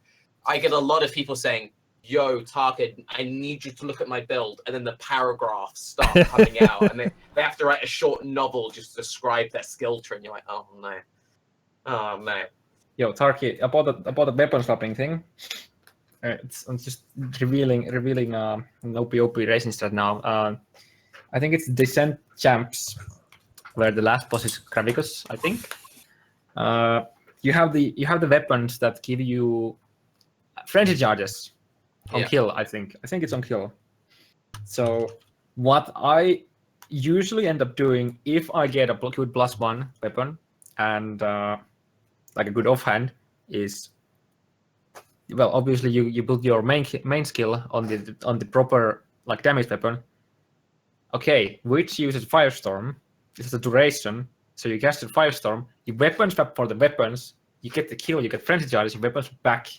So there are things you can do if there are something like on kill effects. So well, I mean, you've got the shield, the trap shield. Whenever you throw traps, you have a chance of getting a power charge. charge. I used that on that's beautiful. Recently. I did a troll video recently, and I found it kind of amusing because people thought I was being serious. So this was at the very end of Breach League, and it was like a public serve sentence for anyone who shits on bow builds. I had a weapon swap shield Brightbeak set up. So nice. You weapon swap shield charge. And I also put a stupid Vigilant Strike Fortify in there. It was complete meme. It wasn't meant to be taken seriously. People are like, this is actually a really good idea. I'm like, no, please, guys, don't take this seriously. So there are things you can do which, you know, does make sense with, you know, being clever with your weapon swaps and stuff. But I mean, I was there doing are it. definite limits. I was doing it for Flicker Strike, and I was using Dagger Shield, and I would have none of the ores or anything on the Dagger Shield, and then I would run, you know, Blood Rage on CI, and I would just weapon swap whenever I needed to turn it off. Yeah, I used to do that on my VMS. It works beautifully, actually. Like, It looks. Blood Rage on my- They were like, "Are you using Blood Rage as CI?" Oh my god! I'm like, "Yeah, it works just fine as long as you control it." Yeah. The problem is you then start like eating a sandwich in hardcore. You're like, oh fuck, that's my character gone shit. Eating toast. Or toast, Yeah. you know. There are a lot of things, like, I think that's one thing that I do miss, or the times where I feel like, oh, if I did play softcore, I'd get, you know, to have a little bit more fun with that experimentation aspect of things. Because in hardcore, there is that thing in the background, you're like, this would be a really cool idea, but I should probably put a combs in this just so it doesn't fall over. And I probably shouldn't go too crazy with the silly weapon stops, like Mathel's doing his low life with a coruscating elixir. It's like, yeah, you can do low life with a coruscating elixir. I'm probably not going to do that shit in hardcore, but you can do it, and Path of Exile does support that. I actually, I saw that the other day.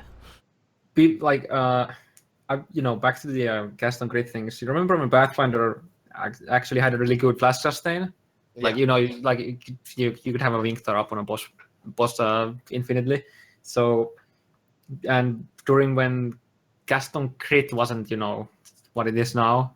So I had you know, the poison cast on crit Pathfinder. I remember those, yeah.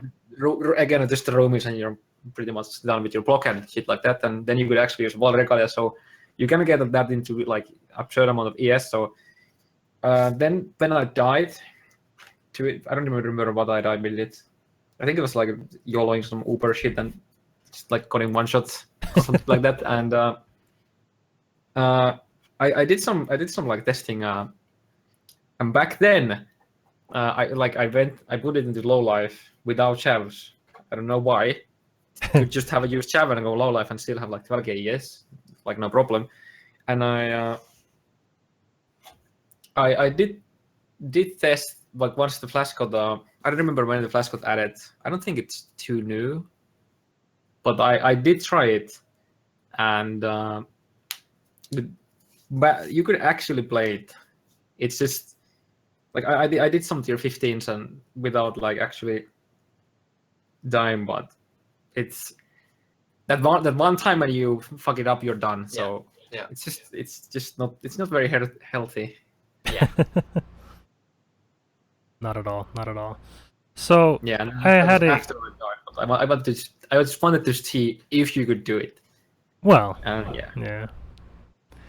So I had the question that I wanted to ask. I think Tarke specifically, because I'm pretty sure Karv, you go mostly CI whenever, pretty much always, right? I mean, go ahead. If you absolutely don't need to be live, or you're not doing the you know, the hipster thing, yeah, you should go CI. You always get CI. Right. So actually, can I go? I have a build that shouldn't be CI. It just need one very specific item because there's no node in the skill tree that gives instant mana leech. But Berserker might never matter. You get like you can get to over 2k mana, and then you can get like over 8k life, and then you use these clothes called I think it's just Achilles. It's just goes there, so I don't butcher anything. And you actually are life build with like over 10k there. It's just like it only needs a unique gloves that drops from arguably one of the hardest the hardest fight mobs in the game, and it's kind of rare too. So I mean, life is viable. It's viable, but to get to the same level of like even close, like getting the same level of decent or okay-ish CI setups, you have to go so far, and then you have the CI setup that is like 20k ES, and it's like, well, okay, fuck. So Tarke, why do you go life instead of CI in hardcore?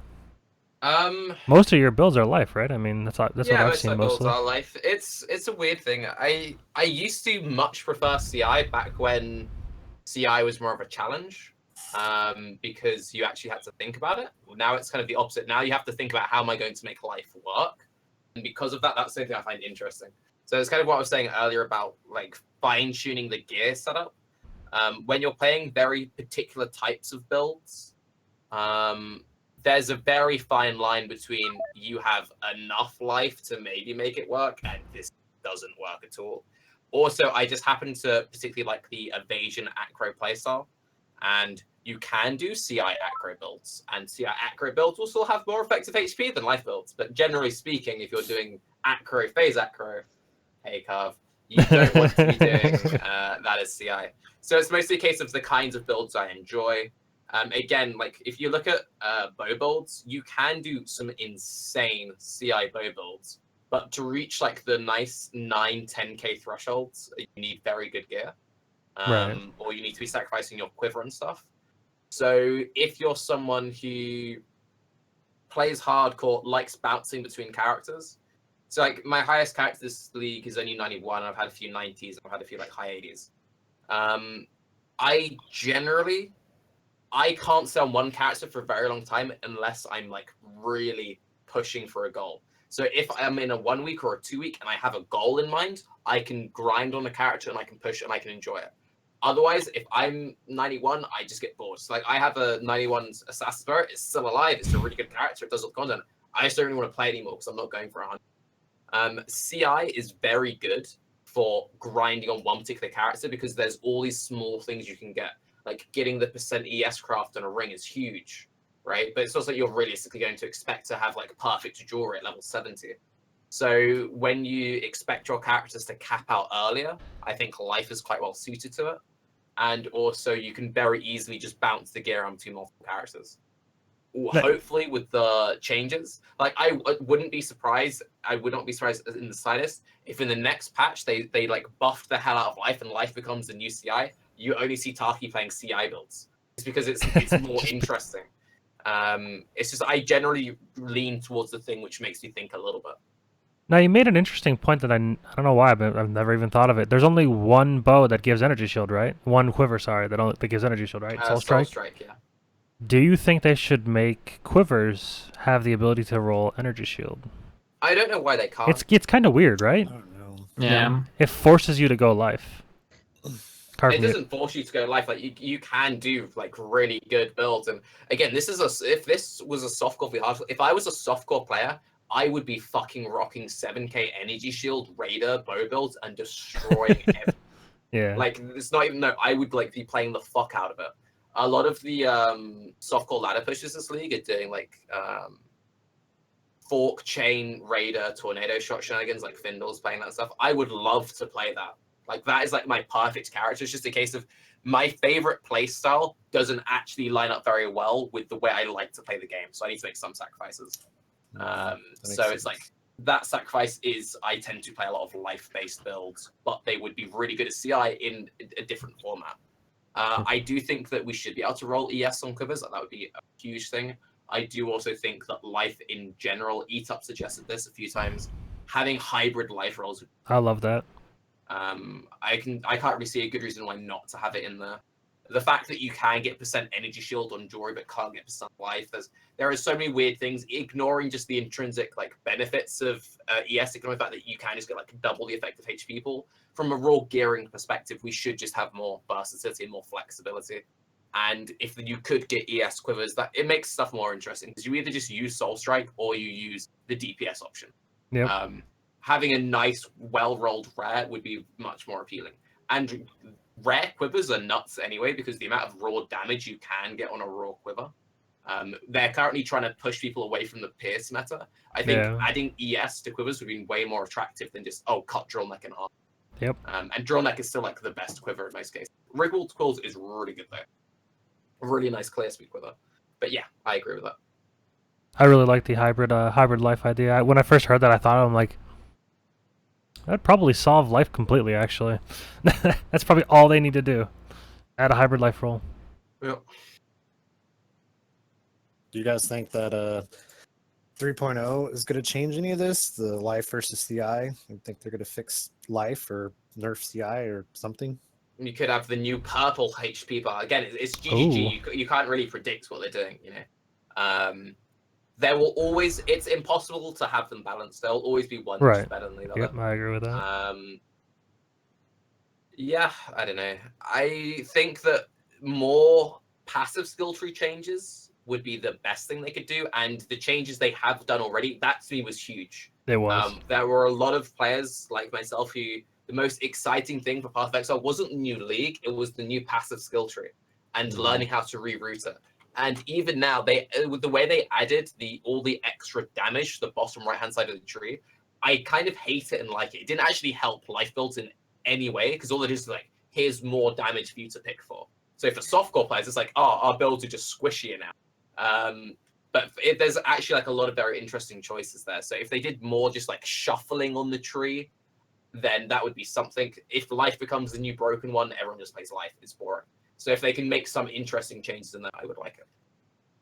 Speaking of shuffling, what if they keep the classes in their own places, and then you take the skill tree and rotate it from like, okay, let's say that which starting rotates all the way to Ranger, Karv, and then meet Ranger Skype. all the way to Marauder, for example, and then you keep the ascendancy classes intact on the same basis.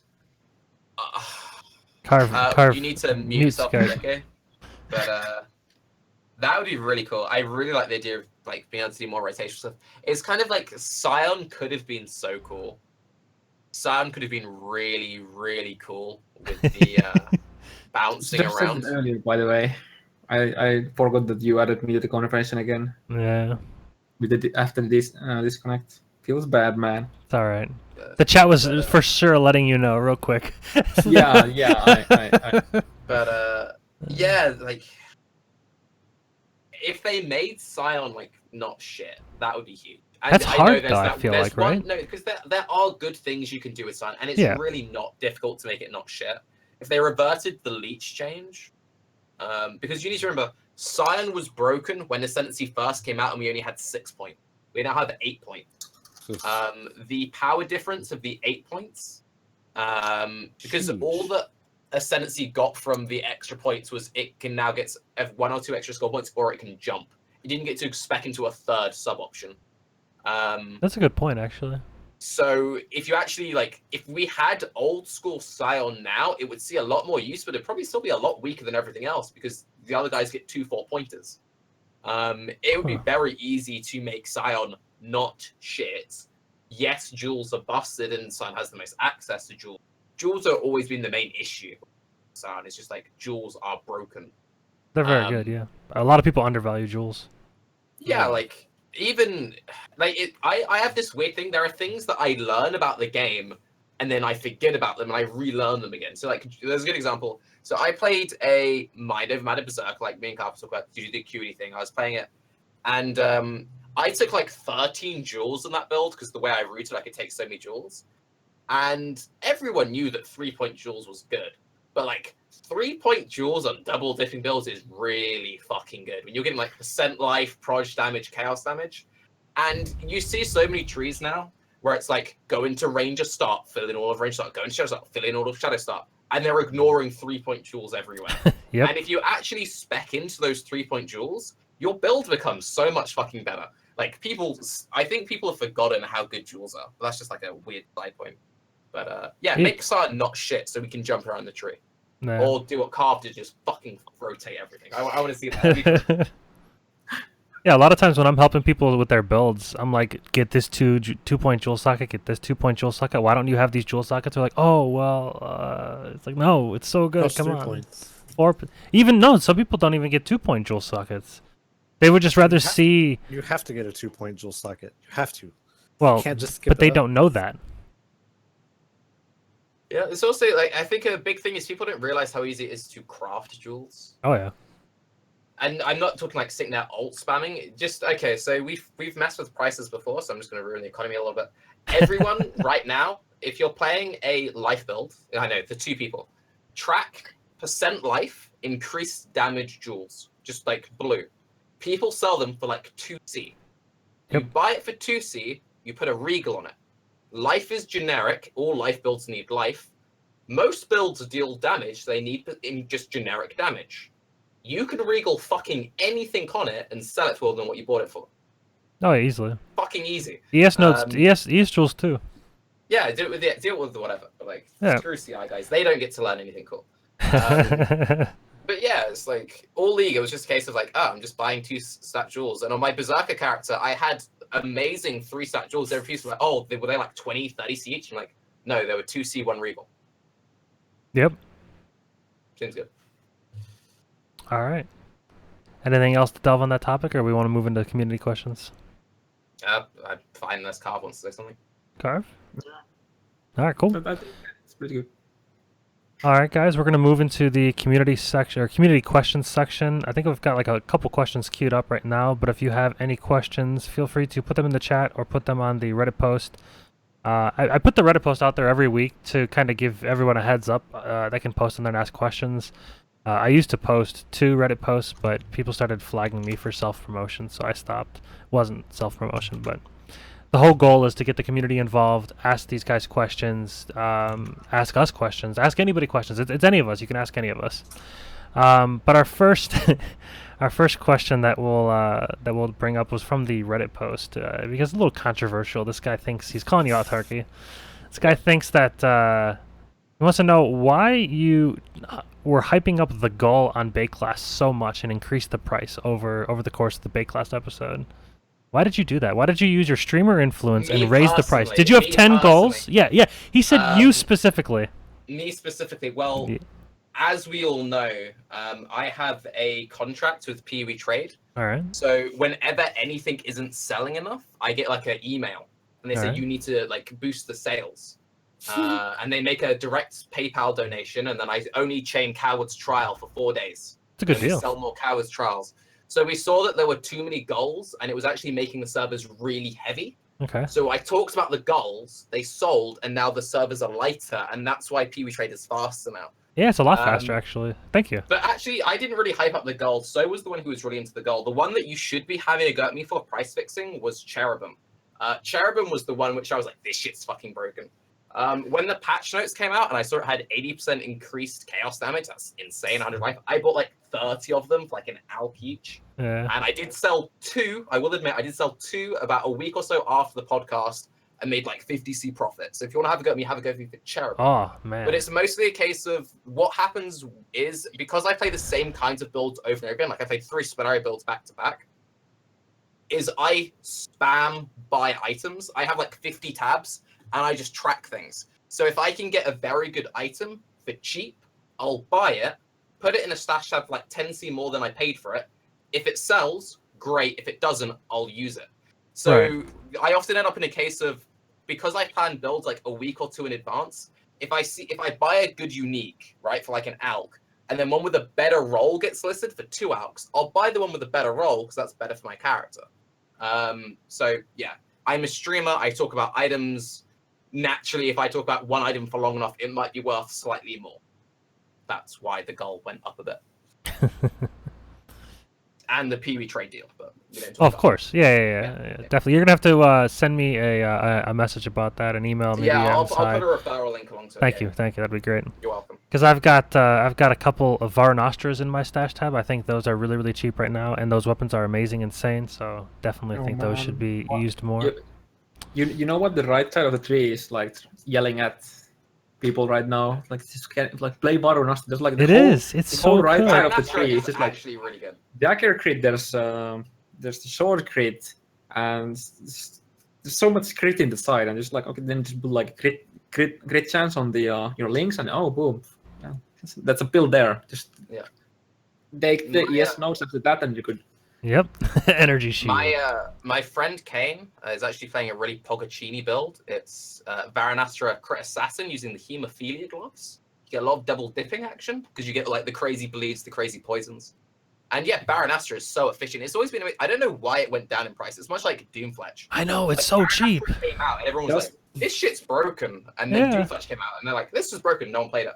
I think Doomfletch go-to in 3.0 with the double dipping changes. Doomfletch will be the way to play those. I think it is the way to play those now. But yeah, go buy Varanastras and Doomfletch, chat.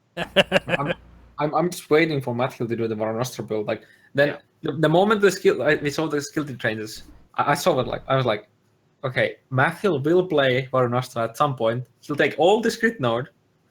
You know, he goes like 4K life, and then he like one-shot Shaper, or gets one-shot himself. It's like, I'm just waiting for that still. I'm not gonna lie. I do follow Mathel like on the stream and in his YouTube, just because I enjoy. I think he's pretty good and he's entertaining. But there was the one time he posted a video about his Frostbite characters, and I saw Varunashtra in his inventory. I went straight, the moment I saw that the video was posted 1 minute, I went straight to PoE Trade, bought 4 of them, not to flip, but because if I want to make a Varunashtra build, I want them now before they go up to fucking 50C. Yeah. And then he didn't use the Varunashtra. I'm like, come on, use claws, you fucking ass. No, I'm just kidding. No, I mean, whenever I still think a it's new never patch bad to comes have them. out, I do think it is a good habit to get into buying items early. If you look at Breach, Sin's Rebirth was like 18C for like a week and a half. And I was just watching these, like, why are they so fucking cheap? And then Mathel started using few people, and then it's like they've been like the new best 200 Exalt thing since. Whenever a new patch comes out, people should get in the habit of tracking items and stockpiling. Especially if, like me, you like to play the same kinds of builds, and you know you're going to use the item eventually. That new flask, the Wise Oak, that thing went from like 1 to 2 chaos to like 15 to 20. Easy. Yeah, but it's good. That's so common that it. Yeah, that's the problem. It's not like, expensive. Everyone is trying to hype that flask. I tried to hype it day one. Pox tried to hype it. Mathel tried to hype it. Mathel tried to hype it. Mathel tried to hype it. It's so Mathel tried common. to hype it, and it's still like 15C. And Did Mathel's Mathel using, try to like, hype 10 it? fucking... Yeah, like every build Mathel's using it, and it's still I know. 15C. It's so good. I'm like, why is it so cheap? I found like 3 or 4 of them easy. Yeah, it's like, does your build do non-physical, non-poison damage? Yes. Use this flask. It's It's best in slot for so many builds. Yep. It's like just ridiculous. And then if you could possibly get the Dream all res the same, you It's benefit really all easy, actually. I've done that on my last 2 characters which used it multiple times. It's very easy. Jewels, again, jewels are underrated. It's true. Yeah. 10 all res on a jewel. Oh, Wise Oak is pissed. If you get all res on everything, it's very easy to keep it stable. All right. Yo, Tarke, I have a challenge for you. Go. Ooh. Tweet that in solo cell phone. Is an illusion. I spent like 2.5 hours after I found it. You know, my resistances were at like 1. They were like you know the cap over for the elemental weakness. Then I found the flask, and I was playing the wall fireball at the time. You know what my resistances looked after? I finally, after those tedious hours, I fixed the resistance to be the same. Just take a wild guess, like what my resistance looked after. You're probably like, we were probably like without, 76, 76, 76 or something. No, they were like 200% in hideout without any class on.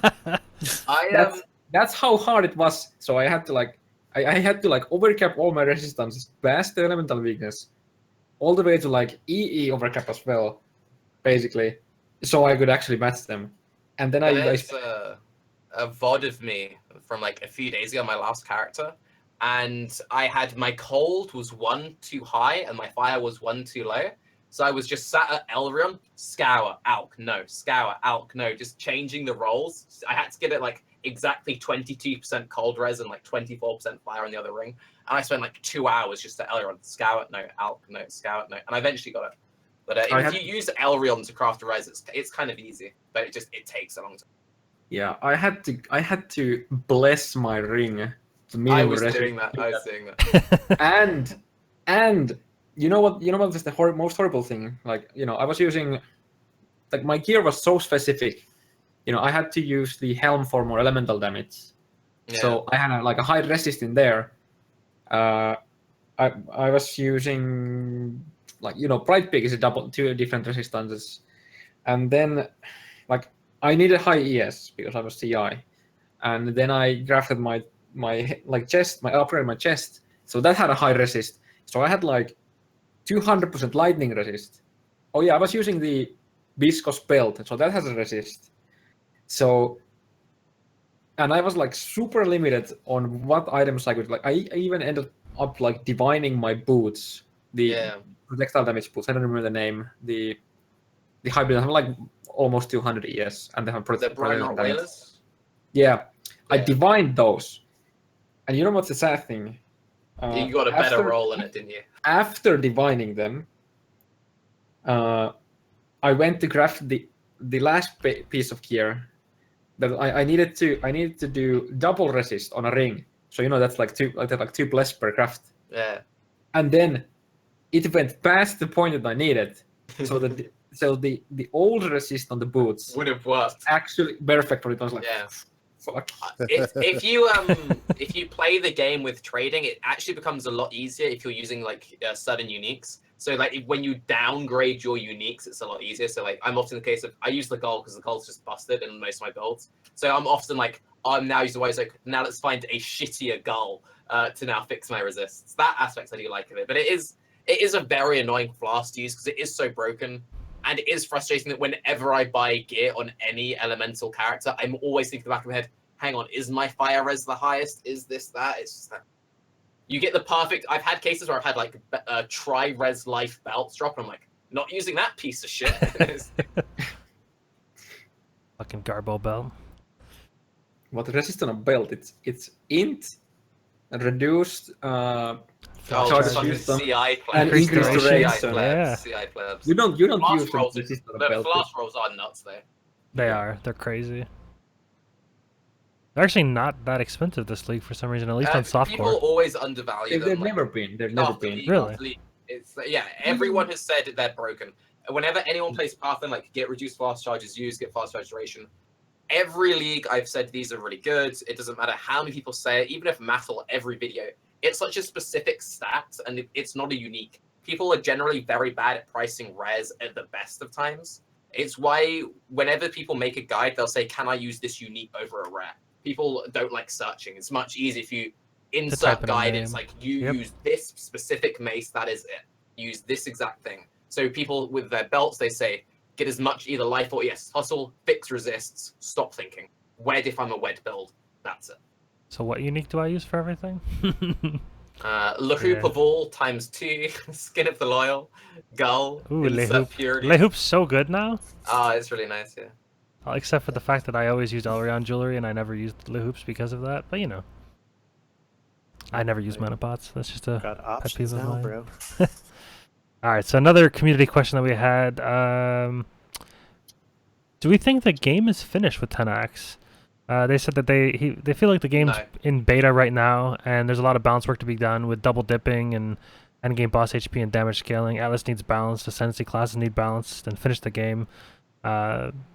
With the release of 3.0, do you think it's No. quote unquote finished, but they're going to be adding No. expansions at that point?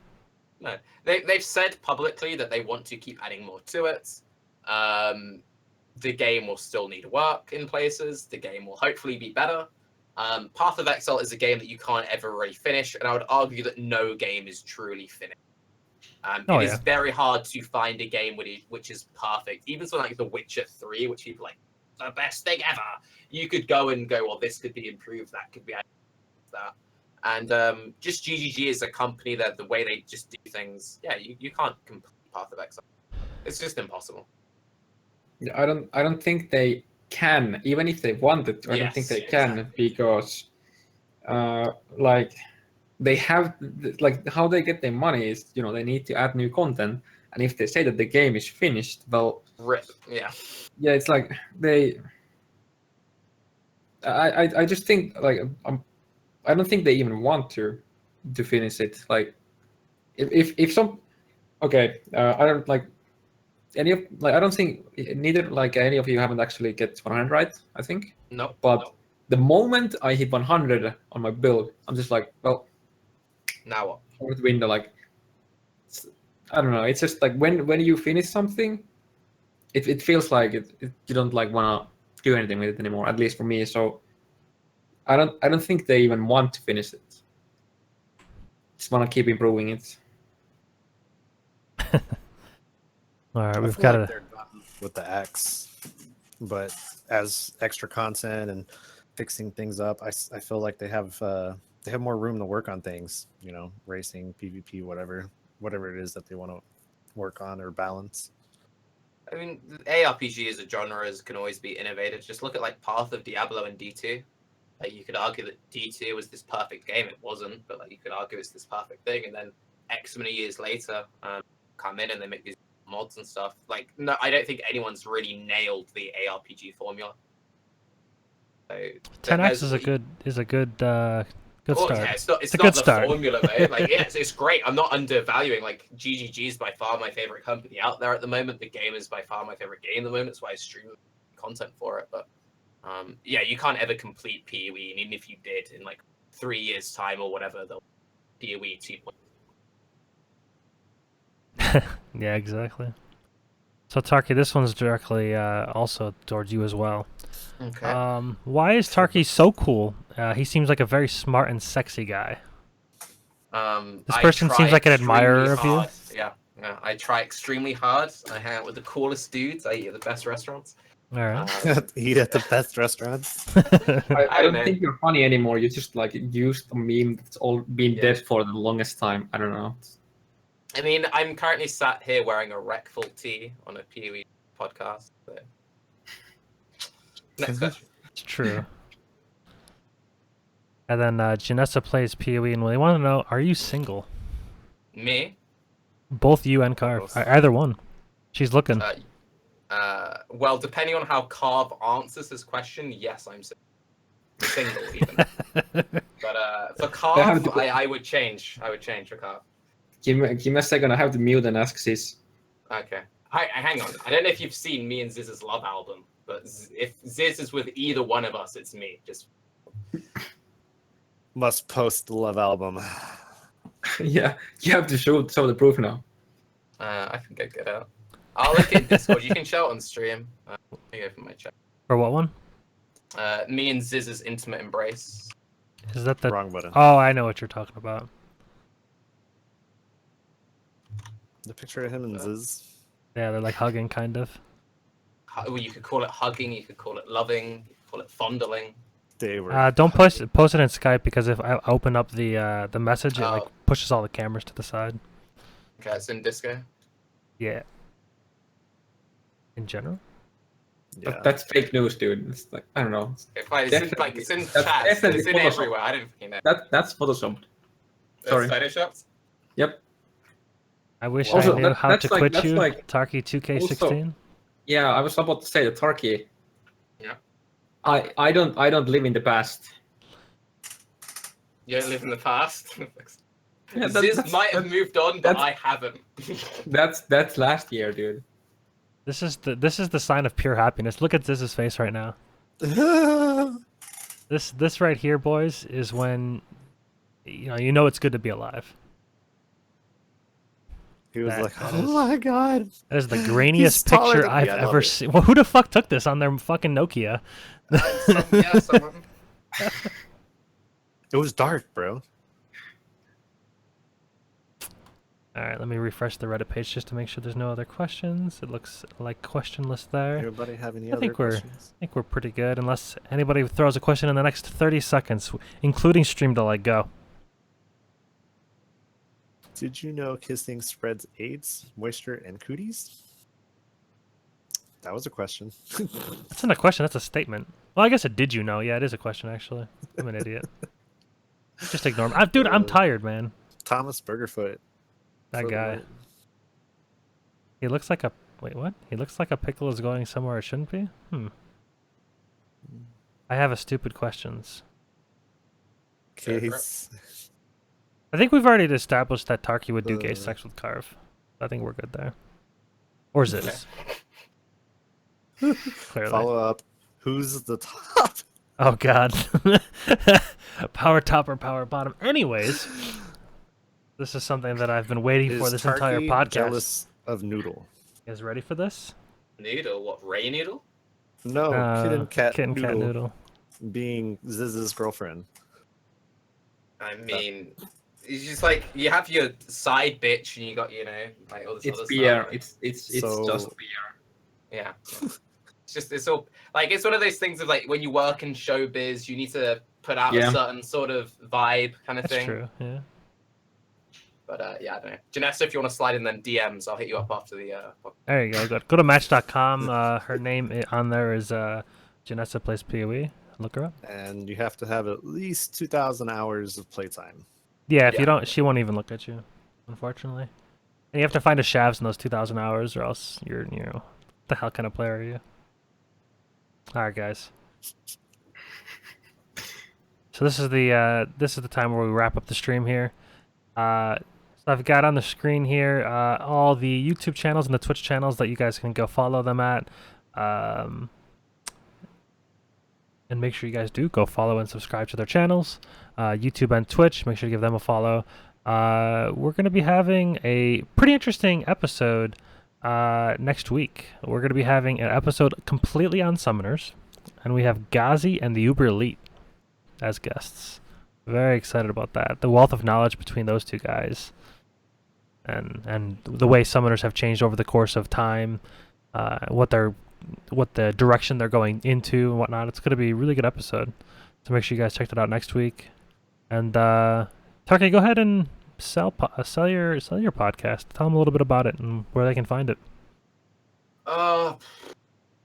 If you don't know who Ziggy is, Ziggy's on my podcast. Therefore, you know what Baeclast is. So you need to go watch it. That's really embarrassed to say about it, I'm afraid. Yeah, it's every 2 weeks.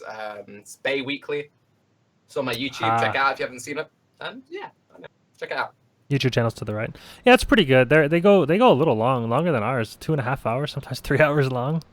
We like to ramble. I was gonna say, is that intended, or do you guys have like a certain goal in mind and you just never follow it, like we? I mean, we like to talk, and the fun thing is often when the show ends, we end up in Skype rambling about other random shit for even longer. From the very get-go, we wanted to have something which was quite ramble heavy. We wanted to have that aspect of it. Yoji spent ages begging me to do a podcast kind of thing. So yeah, it just happened. We got a bunch of people on who like talking nonsense and talk nonsense for as long as possible until we fall asleep. How did you, as a smaller streamer compared to Ziggy, Rise even, how did you become the host? How did you accomplish that? That's a pretty good accomplishment, I'd say. Yeah, I mean, it was my idea. I go surprisingly far back in PoE. Not those people who know I am, but I did stream like back in the days of only like 4 people streaming. Some people knew me from that. I had very good ties with Yoji. Me and Ziggy sort of go back. I don't know. I like approached Rise. Rise was into it. Good. Approached a few other people. Spoke to a few other people. Everyone was into it. And I don't know. Like I know most people in the community, so I was in a pretty good position. I'm just a really cool guy, so people want to hang out with me. It's easy when you're this popular, you know. Right.